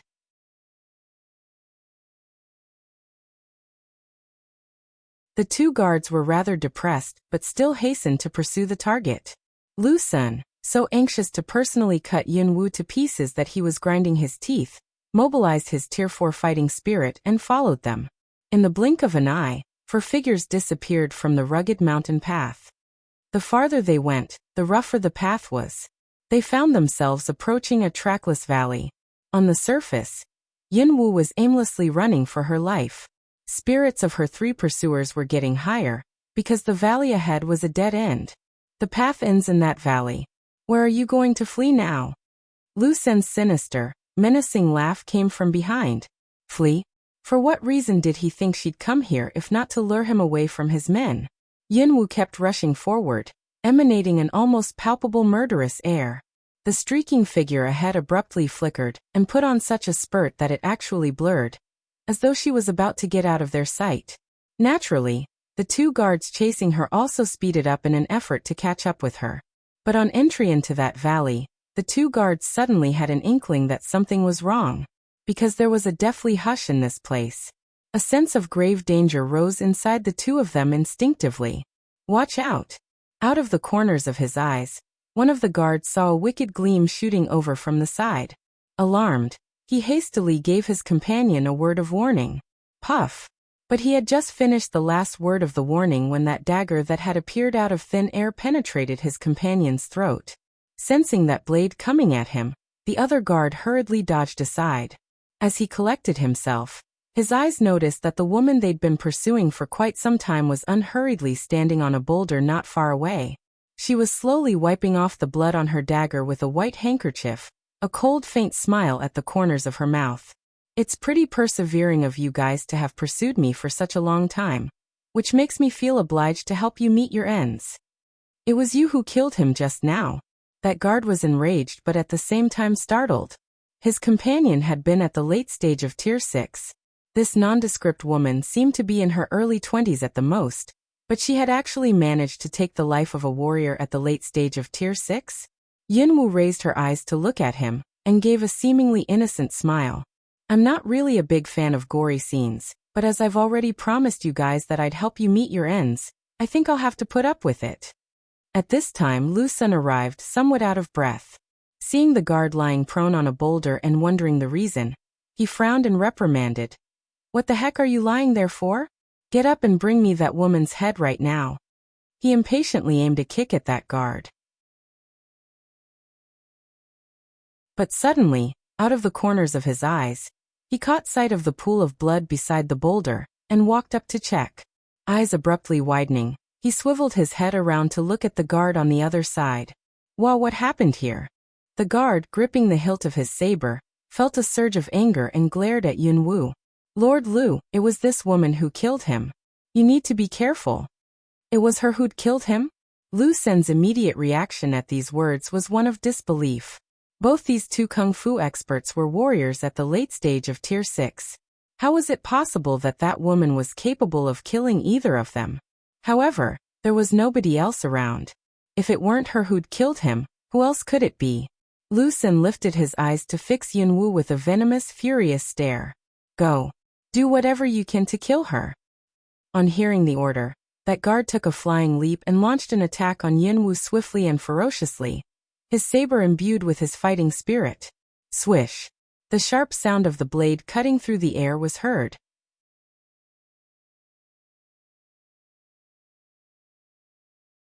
With a sneer at the corners of her mouths, Yunwu swiftly sidestepped and at the same time flipped her right palm, and with that a big knife materialized in it.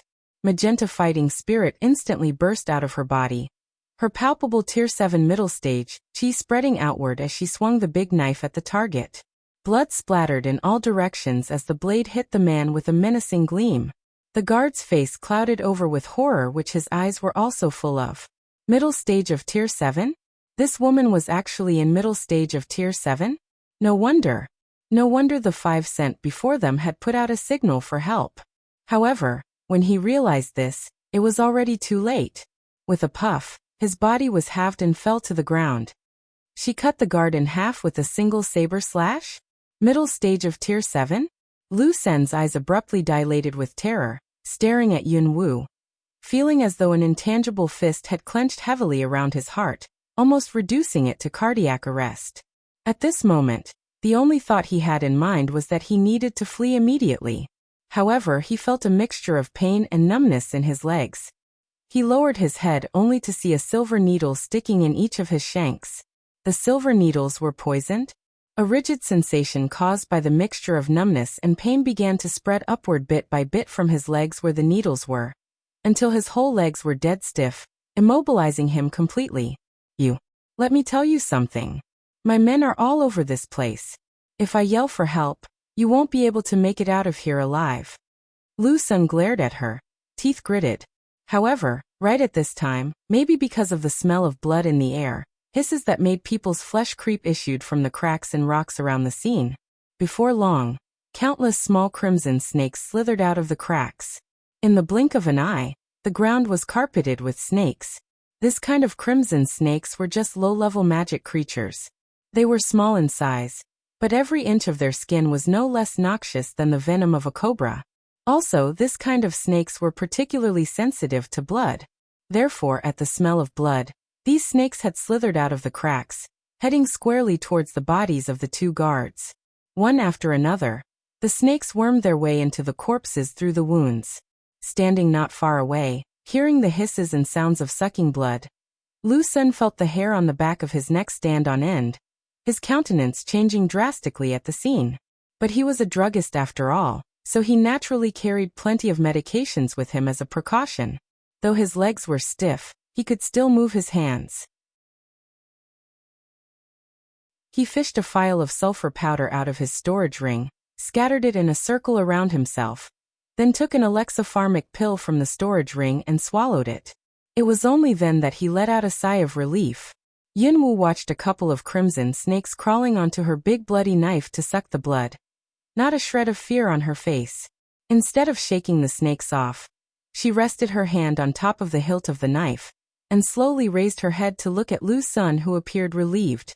Lord Lu, I heard that you concocted a lot of poisons with extremely properties for the queen. I wonder if you could spare a bottle or two for me to let me have some fun with it. On hearing this, Lu Sun furrowed his brows and looked in the direction of Yunwu.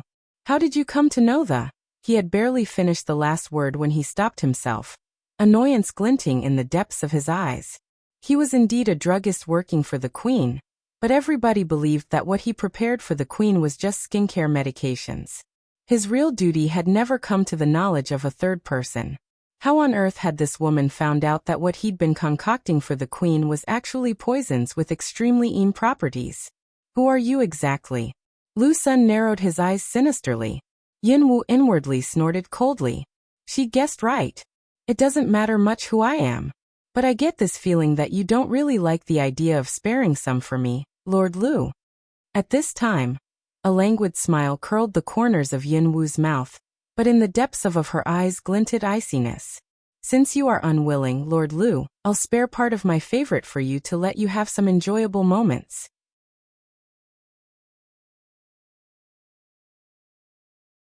When the words had left her, Yunwu stepped down the rock, heedless of the crimson snakes on the ground. However, oddly enough, as Yunwu progressed, those snakes in front of her hastily parted to allow her through, hissing constantly. Beneath Lu Sun's slightly surprised gaze, Yunwu walked up to him at a gentle pace. With a flick of her wrist, a small phial materialized on her white-skinned palm in the presence of Lu Senior. You have a storage space as well? At the sight of this, a look of astonishment mixed with greed abruptly flashed across the depths of his sinister eyes. His storage space was attached to a ring, and it was almost filled to capacity. It surprised him that this woman also owned a storage space. If he could make it his own. While avarice was building up in Lu Sun, Yunwu had removed the stopper of the jade phial already. A queer scent wafted out of the phial, and with that Lu Sun's countenance instantly changed drastically. Mandala? You're actually going to use mandala here? Do you have a death wish? Mandala was a kind of rather rare poisonous flower, which could also be used to prepare potions with healing power. But that was not the point. The point was that the smell of blood accepted, the aroma of mandala was these crimson snakes' favorite. The combination of the fragrance of mandala and the smell of blood would make these crimson snakes become crazily bloodthirsty. Seeing as right now this place was swarming with crimson snakes, wasn't this woman trying to get herself killed by opening a phial of mandala at this point in time? The carpet of snakes were thrilled at the scent of mandala, as though they'd just been injected with steroid. Hissing and flicking their tongues with their thin fangs bared, they encircled both Yunwu and Lu Senator. It seemed that they would be launching themselves at the two of them at any moment. Beads of cold sweat oozing out of his forehead, Lu Sun glanced at the growing number of snakes around him out of the corners of his eyes. What the hell do you want? Yunwu faintly smiled. Like I said, I want 2 bottles of that poison you concocted that is of extremely keen property. Frowning, Lu Sun looked at Yunwu. What do you want it for? For fun. Yunwu stared flintily at him, an icy sneer at the corners of her mouth. For fun? What was the problem with this woman? Had she any idea how long it'd take him, or how many precious herbs and messenger drugs it required to concoct enough of that poison to fill a small phial? And she said she wanted 2 bottles of it to have fun, as though it were water she was asking for. So what's your answer, Lord Lu? While asking this question, Yunwu slowly moved the jade phial closer to him in a seemingly nonchalant manner, as if intending to pour the phial of mandala over him. Lu Sen's sunken face couldn't be more sepulchral. Since you're aware I've been concocting poisons with extremely keen properties, you should know that it is the queen that I'm serving. Have you considered the consequences for threatening me like this? The last remark sent Yunwu into a fit of laughter which made Lu Sen's flesh creep. The next moment, her hand quivered and the poison inside the jade phial spattered across his shoulder. Taken aback, Lu Sen hurriedly raised his hands and tried to take off his robe. Looking at him with a regretful face, Yunwu said, I was so careless. What with a lapse of concentration, the whole phial of it was now on your robe. It's such a waste. Beside himself with anger, Lu Sen glared at her, his eyes nearly popping out of his head. You did it intentionally. Lu Sen glowered at Yunwu, fury smoldering in his eyes, only too anxious to tear her apart with his bare hands. He was inwardly swearing that after he got out of this place, he would catch her and slowly torture her to death with all the methods he knew, inflicting pain so unbearable that she would beg him to kill her. A sneer lifted a corner of Yunwu's lips. You're right about one thing. Originally, had you not mentioned you served the queen, I might have given you a quick death. Now, TSK. It's such a shame my precious was wasted this way.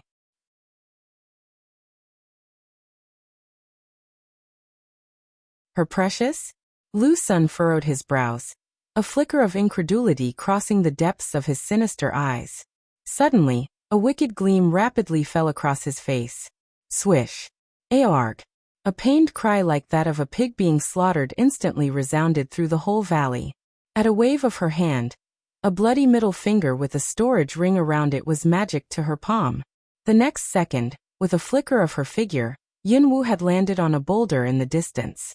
Lu Sun, pallid-faced, was holding his profusely bleeding left hand with all his might, a mixture of resentment and extreme fury in his eyes which were glowering at Yunwu. Give me my finger and storage ring back, or else I swear to God I'll inflict such torture on you that you'll wish you could die of it.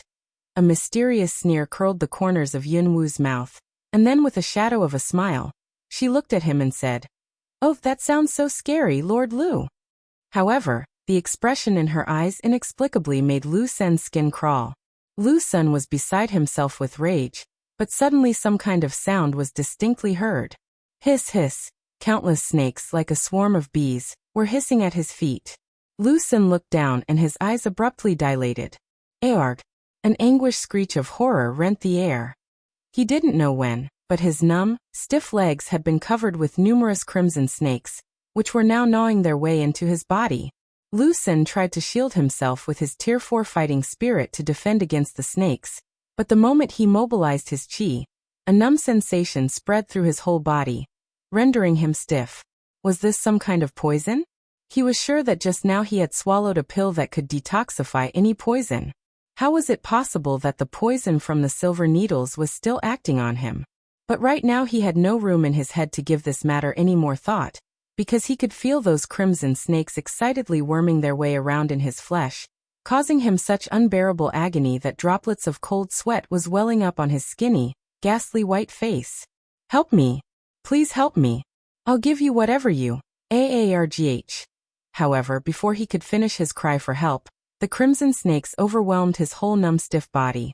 He had just finished half of his despairing scream when some snakes burrowed into his throat and silenced him. Hiss hiss! Zih. The sounds of snakes gnawing his body were blood-curdling. Soon the rank scent of blood pervaded the whole place. Yunwu, who had been icily watching this scene all along, curled up the corners of her mouth in a sneer as a bloodthirsty look flitted across the depths of her eyes. She had already got what she wanted. What use could she possibly have for him? But people like him who wanted her dead always had to pay the price. However, right at this moment, Yunwu's countenance suddenly changed. She jerked her head up to look in a direction, and saw that two black figures in midair were rapidly approaching. The two people were none other than the two grand assassins that had been hunting her since she'd left the Lien village that day. Damn it! She had originally thought that she'd got rid of them in that border city, but unexpectedly, they had actually tracked her down to this place. Yunwu enwrapped herself with wind element and, with a flicker of her figure, started to make her escape. Whiz! Whiz! Countless darts were shot down at her from midair with menacing gleams. Caught unawares, Yunwu had no choice but to quickly cartwheel several times to dodge. Where do you think you're going? A fierce, murderous voice came from the sky in the distance. In the blink of an eye, the two grand assassins had swished down to the ground, standing not far away from Yunwu, one of them ahead of her and the other behind her. You're pretty smart, girl. I'll give you that. You actually lost us by disguising yourself.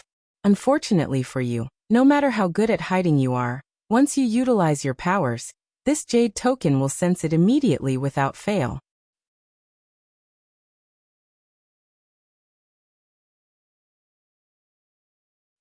Cold Kill Mao Sun stare at Cloud dance, cold hum away. Around his waist he wore a black jade plate. Isn't that the jade card in the hands of those people who came after them in the northern Warcraft forest outside the cave? What's that jade card? Cloud dance, I ground a cold. See to that 19 ask away. Well, do you think you are qualified to know? However, at this time, the remaining light from the corner of their eyes swept to the three bodies not far away, which were gnawed by the red snake. When two people see clearly, they can barely see is that thin Lu Sun. 18 squinted. You killed Lu Sun? Lu Sun is the exclusive beauty pharmacist around the queen, with a high status. Therefore, they met Lu Sun several times, but did not expect to see his body here. However, it also made the two assassins think of something, his face suddenly gloomy and creepy. It seems that in the northern Warcraft forest, you really killed several of them. At the beginning, the Dragon Rudder sent 9 assassins to go with a samurai, but there was no news. Even the left forward disappeared. This woman is really weird. He intruded into the land of the King of Beasts and provoked Phoenix, but he still lives to the present. No wonder the queen will send 2 of them to pursue and kill him. Well, she can't escape today. Come on, don't talk to her, just take her head and go back to the office. 18 cold voice of fall. They drew out their tacit sword and attacked it. However, just as they were about to start, Yunwu suddenly asked, I've always wanted to ask, where did I offend your master? Need to send you 2 big assassins after me? Isn't that overkill? 1819 heard, cold hum. I want to play the game of procrastination again. I won't be fooled by you this time. As long as you live, you will offend my master the most. Therefore, leaving your life to me is the best end result for you. As soon as their voices fell, they saw 2 figures straight up flashing, and the long sword was full of murderous attack on the clouds. The cloud dances, the cold light of the eye ground is a flash, but the foot is a flash, hastily dodges. Although the speed of her wind element has been improved, she still does not have a positive 1-on-2 strength. However, it's not so simple to want her to give up. In the hand silver needle of flash, Cold On suddenly shoots toward 2 people. At the same time, a long sword in his hand also flashed out. With the fastest speed, he went straight up to the nearest 19, and the edge of the sword stabbed him. 19 pupil mouth a shrink, face a ferocious chilly, body a twist, hand long sword swish and sweep. I'll take down your head first if I send it to your door. As soon as his voice fell, he drew out his knife with the fastest speed. He attacked Yunwu Powder Neck with the power of thunder and lightning, and planned to cut off his head with one knife. And also at the same time, Cloud Dance behind 18, also directly monopolized all her retreat. Yunwu's face changed slightly. Almost for the first time, my heart moved, and the space elements came out of the void. Under the fatal attack of the 2 assassins, My body directly disappeared in the same place. The attack failed. People just disappear in front of them. 1819 cannot help but suddenly a lung. But then, a flash of surprise flashed in their eyes. It's the breath of space elements.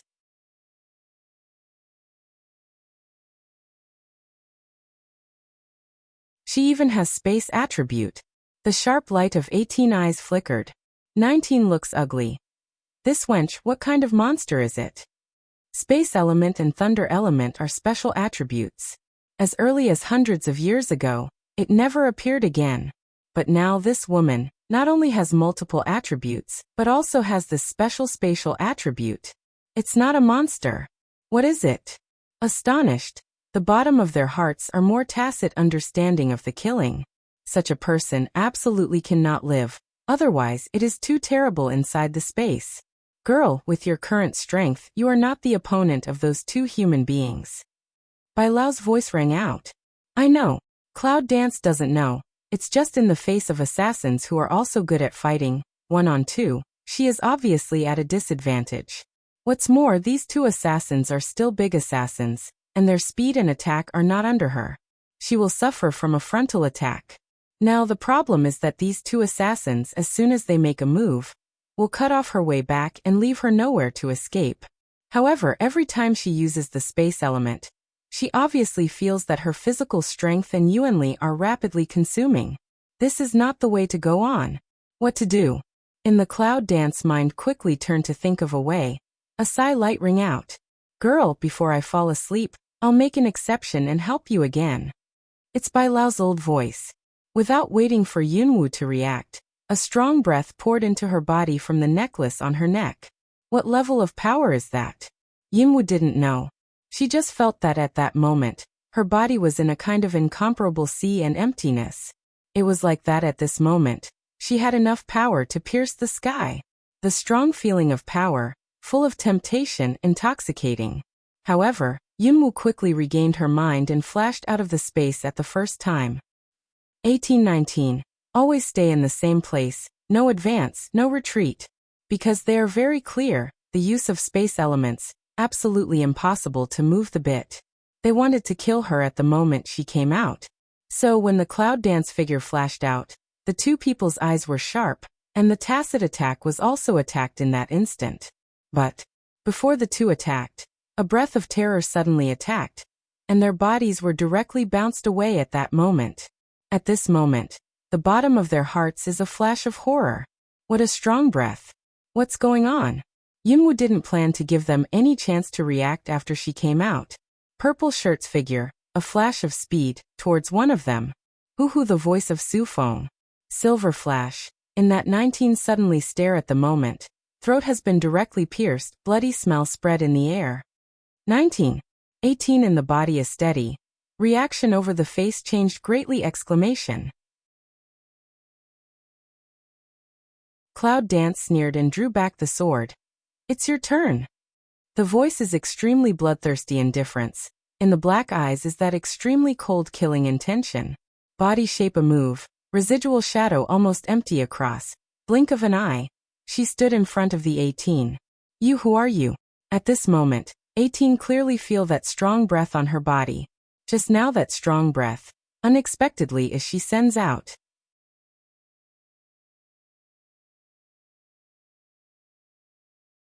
Back cannot help tonguing a cold sweat. Some creepy at the bottom of my heart. What's the matter? Isn't she just level 7? How could it be so terrible? Want to know? Go to the Hell Hall and ask. The cold voice brushed gently. 18 suddenly surprised. Almost had no time to attack. A cold light has swept. Throat blood spatter. 18 that open big eyes are full of horror. Staring at the cold incomparable bloodthirsty Cloud Dance. The panic in the pupil unlimited amplification. The body at the moment of swallowing chi, fell back straight. What the hell is going on? They chased her for more than a month. And every time she ran away in such a mess. Why did she just enter the space for a while? And come out with a terrible force like killing God? Why on earth? I'm afraid I really have to ask this question from the Palace of Hell. However, it was not long before the 18 fell to the ground. Chong! Suddenly, the sound of the sword on the ground. Yunwu's face turned white and his body softened. He knelt on the rock with one knee, and his physical strength seemed to take off in an instant. Good. Just now, the force of terror in her body, which can be proud of the world, disappeared in an instant. By the way, it seems that she also emptied her physical strength. At this time, the whole body is aching and weak. However, Yunwu quickly took out the necklace around her neck. I can see that the luster of the necklace is fading, and it is gradually recovering its old color. Bai Lao, how do you feel? Girl, what I can help has already been helped. After that, you can do it yourself. Weak and subtle sound, as if from a very ancient place. Cloud Dance can't help but feel a shock. Bai Lao, Bai Lao. Her call did not receive any response. Because the seal has been closed again. A trace of remorse ferments in her heart. If she can have enough strength, it will not waste its own strength again and again to help her. Maybe it will be able to survive until the moment when her body revives. But at this moment, Cloud Dance in the bottom of my heart has set off a huge cold. Queen. One day, I will tear you to pieces. In the distance, suddenly came the footsteps of many people. Hurry up, I just heard the fight. Mr. Liu, they must be in the valley. Hurry up. The cloud danced and looked up, sweeping towards the valley. I saw dozens of people coming quickly.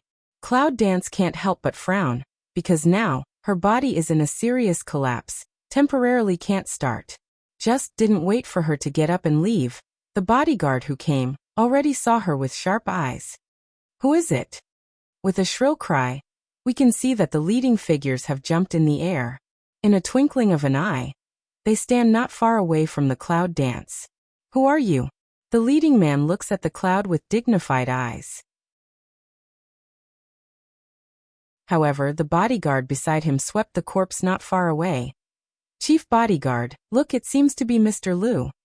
This word falls, lead a few people line of sight, immediately followed that line of sight to see. The red snake was still surging in the corpse, and his face was almost destroyed. However, his clothes and the features of his thin bones could be seen at a glance. Several people's faces can be said to change in a flash. Brush. Several people's swords were drawn out.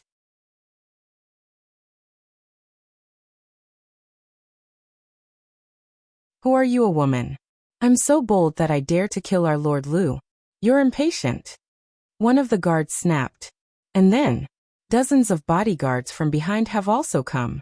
When he saw the corpse and the red snake, his face changed slightly. He drew out his sword and was fully prepared for battle. This is a wave just flat, a wave again. Yunwu is depressed. However, he still grasped the sword in his hand and stood up slowly from the rock. Looking at those people, there was no fear in their eyes. She is Yunwu, and she is also a killer. Faced with life and death several times, she cannot change her face. What's more, these people at this time. But at this time, the head of the bodyguard, when he glanced at the corpses around, there was a flash of surprise in his eyes, and then a shock of surprise. Because he found that there were 2 assassins besides their master Liu and their 2 6th-level bodyguards. The logo on the clothes of the 2 assassins is Dragon Rudder. What is the origin of this woman? Can you kill them, Lord Liu and 2 6th-level bodyguards, as well as 2 assassins in Tianlong Rudder? Who are you? Did you kill our Lord Liu? Looking at the cold cloud dance, the bodyguard put away the shock of his heart and raised his anger. They are all under Lu Sen's command. Adults are killed in their guards. If they don't find out the murderer, how can they be better off? What do you say? The cloud dances, the corner of the mouth outlines a sneer. In the dark, she is already breathing. Just give her a little time to recover her strength. Chief bodyguard, she is the only woman here. Who else is there besides her? Yes, don't talk nonsense with her. No matter who she is, just kill her and avenge Lord Liu. In this way, we can go back to work. The words of the 2 bodyguards made dozens of bodyguards behind them agree with each other. Yes, kill her. Kill her.